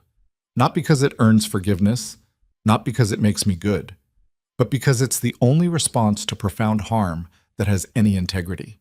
He paused. The people who rescued those survivors from the cargo ship that night weren't heroes. We were people who'd run out of excuses, who'd finally chosen truth over comfort, who'd accepted that doing the right thing would cost everything and did it anyway because the alternative was staying complicit. And if there's anything I've learned from this, it's that courage isn't about being fearless. It's about being terrified and choosing honesty anyway, choosing accountability anyway, choosing resistance anyway. Aishikurat masa. Kale's voice roughened. So I stand here tonight not asking for forgiveness, just acknowledging what I did, accepting responsibility, and committing to whatever work survivors and advocates determine is useful. Because this isn't about me. It was never about me. It's about the 43 people we rescued that night, the hundreds more still trapped in systems that treat them as inventory, the thousands who survived and are rebuilding despite institutional failures, the advocates fighting battles that should never be necessary. You're the people who matter, and I'm just trying to figure out how to be useful to that fight instead of continuing to be an obstacle. He stepped away from the microphone. The applause was muted, uncertain. Not celebration, but acknowledgement that honesty had been offered, even if trust hadn't been earned. Afterward, people approached with questions and challenges. Kyle answered as honestly as he could, accepting criticism without deflection, acknowledging harm without minimizing it. The conversations were hard, uncomfortable, exactly what they needed to be. Seraphine found him near the end of the evening. "You did okay," she said. "Just okay?" "Better than okay would be dishonest. You're still learning, still figuring out how to be useful instead of just sorry, but you're trying. And that's more than most people in your position ever do." "Is it enough?" "No, but it's a start." They walked outside into rain that had started falling while they were inside. The warehouse district stretched dark and quiet around them, industrial buildings that held different purposes now but remembered their violent histories in foundations and architecture. "What happens next?" Kyle asked. "You keep showing up, keep working, keep being honest even when it's uncomfortable, keep choosing survivors over your comfort." Seraphine paused. "And you accept that this is lifelong work, that there's no finish line where you get declared redeemed and released from obligation, just years of fighting systems that don't want to change and supporting people whose trauma never fully disappears." "I can do that." "Can you?" "Because it's unglamorous, exhausting, often thankless, and you'll spend decades being reminded of the worst things you ever did by people who have every right to hate you." "I know." Seraphine studied his face for a long moment. "I don't forgive you," she said quietly. "Some things are too large to forgive. Too much of my life was shaped by what happened, by the machine you helped build, by the years I spent locked in basements while you signed manifests." "I know, but—" She paused. "I respect what you've become, not who you were, not the empire you built or the wealth you accumulated, but the person who finally chose truth over comfort, who chose to burn everything to save people you never met, who accepted consequences instead of running. That person is worth working beside." "Thank you. Don't thank me. Just keep showing up, keep doing the work, keep being honest. And maybe 20 years from now, 30 years from now, you'll have become someone different enough that the distance actually means something." She turned and walked toward her car. Kyle stood in the rain, watching her drive away, feeling the weight of years stretching ahead. Years of advocacy and testimony and unglamorous work that would never fully balance the harm he'd caused, but might at least create space for healing he could never personally provide. His phone buzzed. A message from his parole officer reminding him of tomorrow's check-in. Another message from the advocacy center asking if he'd be willing to speak at another event next month. A third from Agent Chen asking for testimony in yet another trial spawned from investigations he'd helped initiate. The work continued, would always continue. Because trafficking networks didn't disappear just because one corridor collapsed. They rebuilt, adapted, found new routes and new methods, which meant the fight against them had to be equally persistent, equally adaptable, equally committed to the long haul. Kale pulled up his contacts and started making calls. First to a lawyer who helped survivors navigate asylum processes. Then to a counselor who specialized in trauma recovery.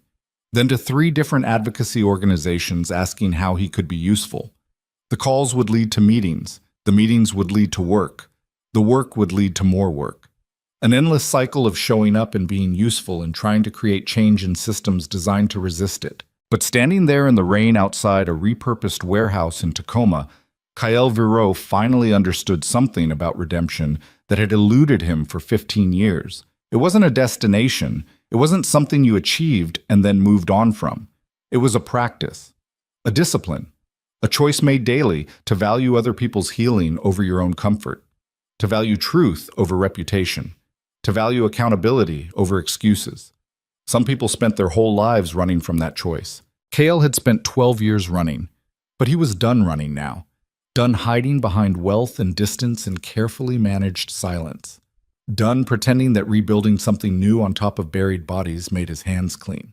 The rain fell harder, soaking through his donated jacket, turning Seattle into a blur of lights and shadows that would continue existing long after he was gone. And in that moment, standing between his past and whatever future he could build from the wreckage, Kyle finally made peace with a truth that was both terrible and liberating.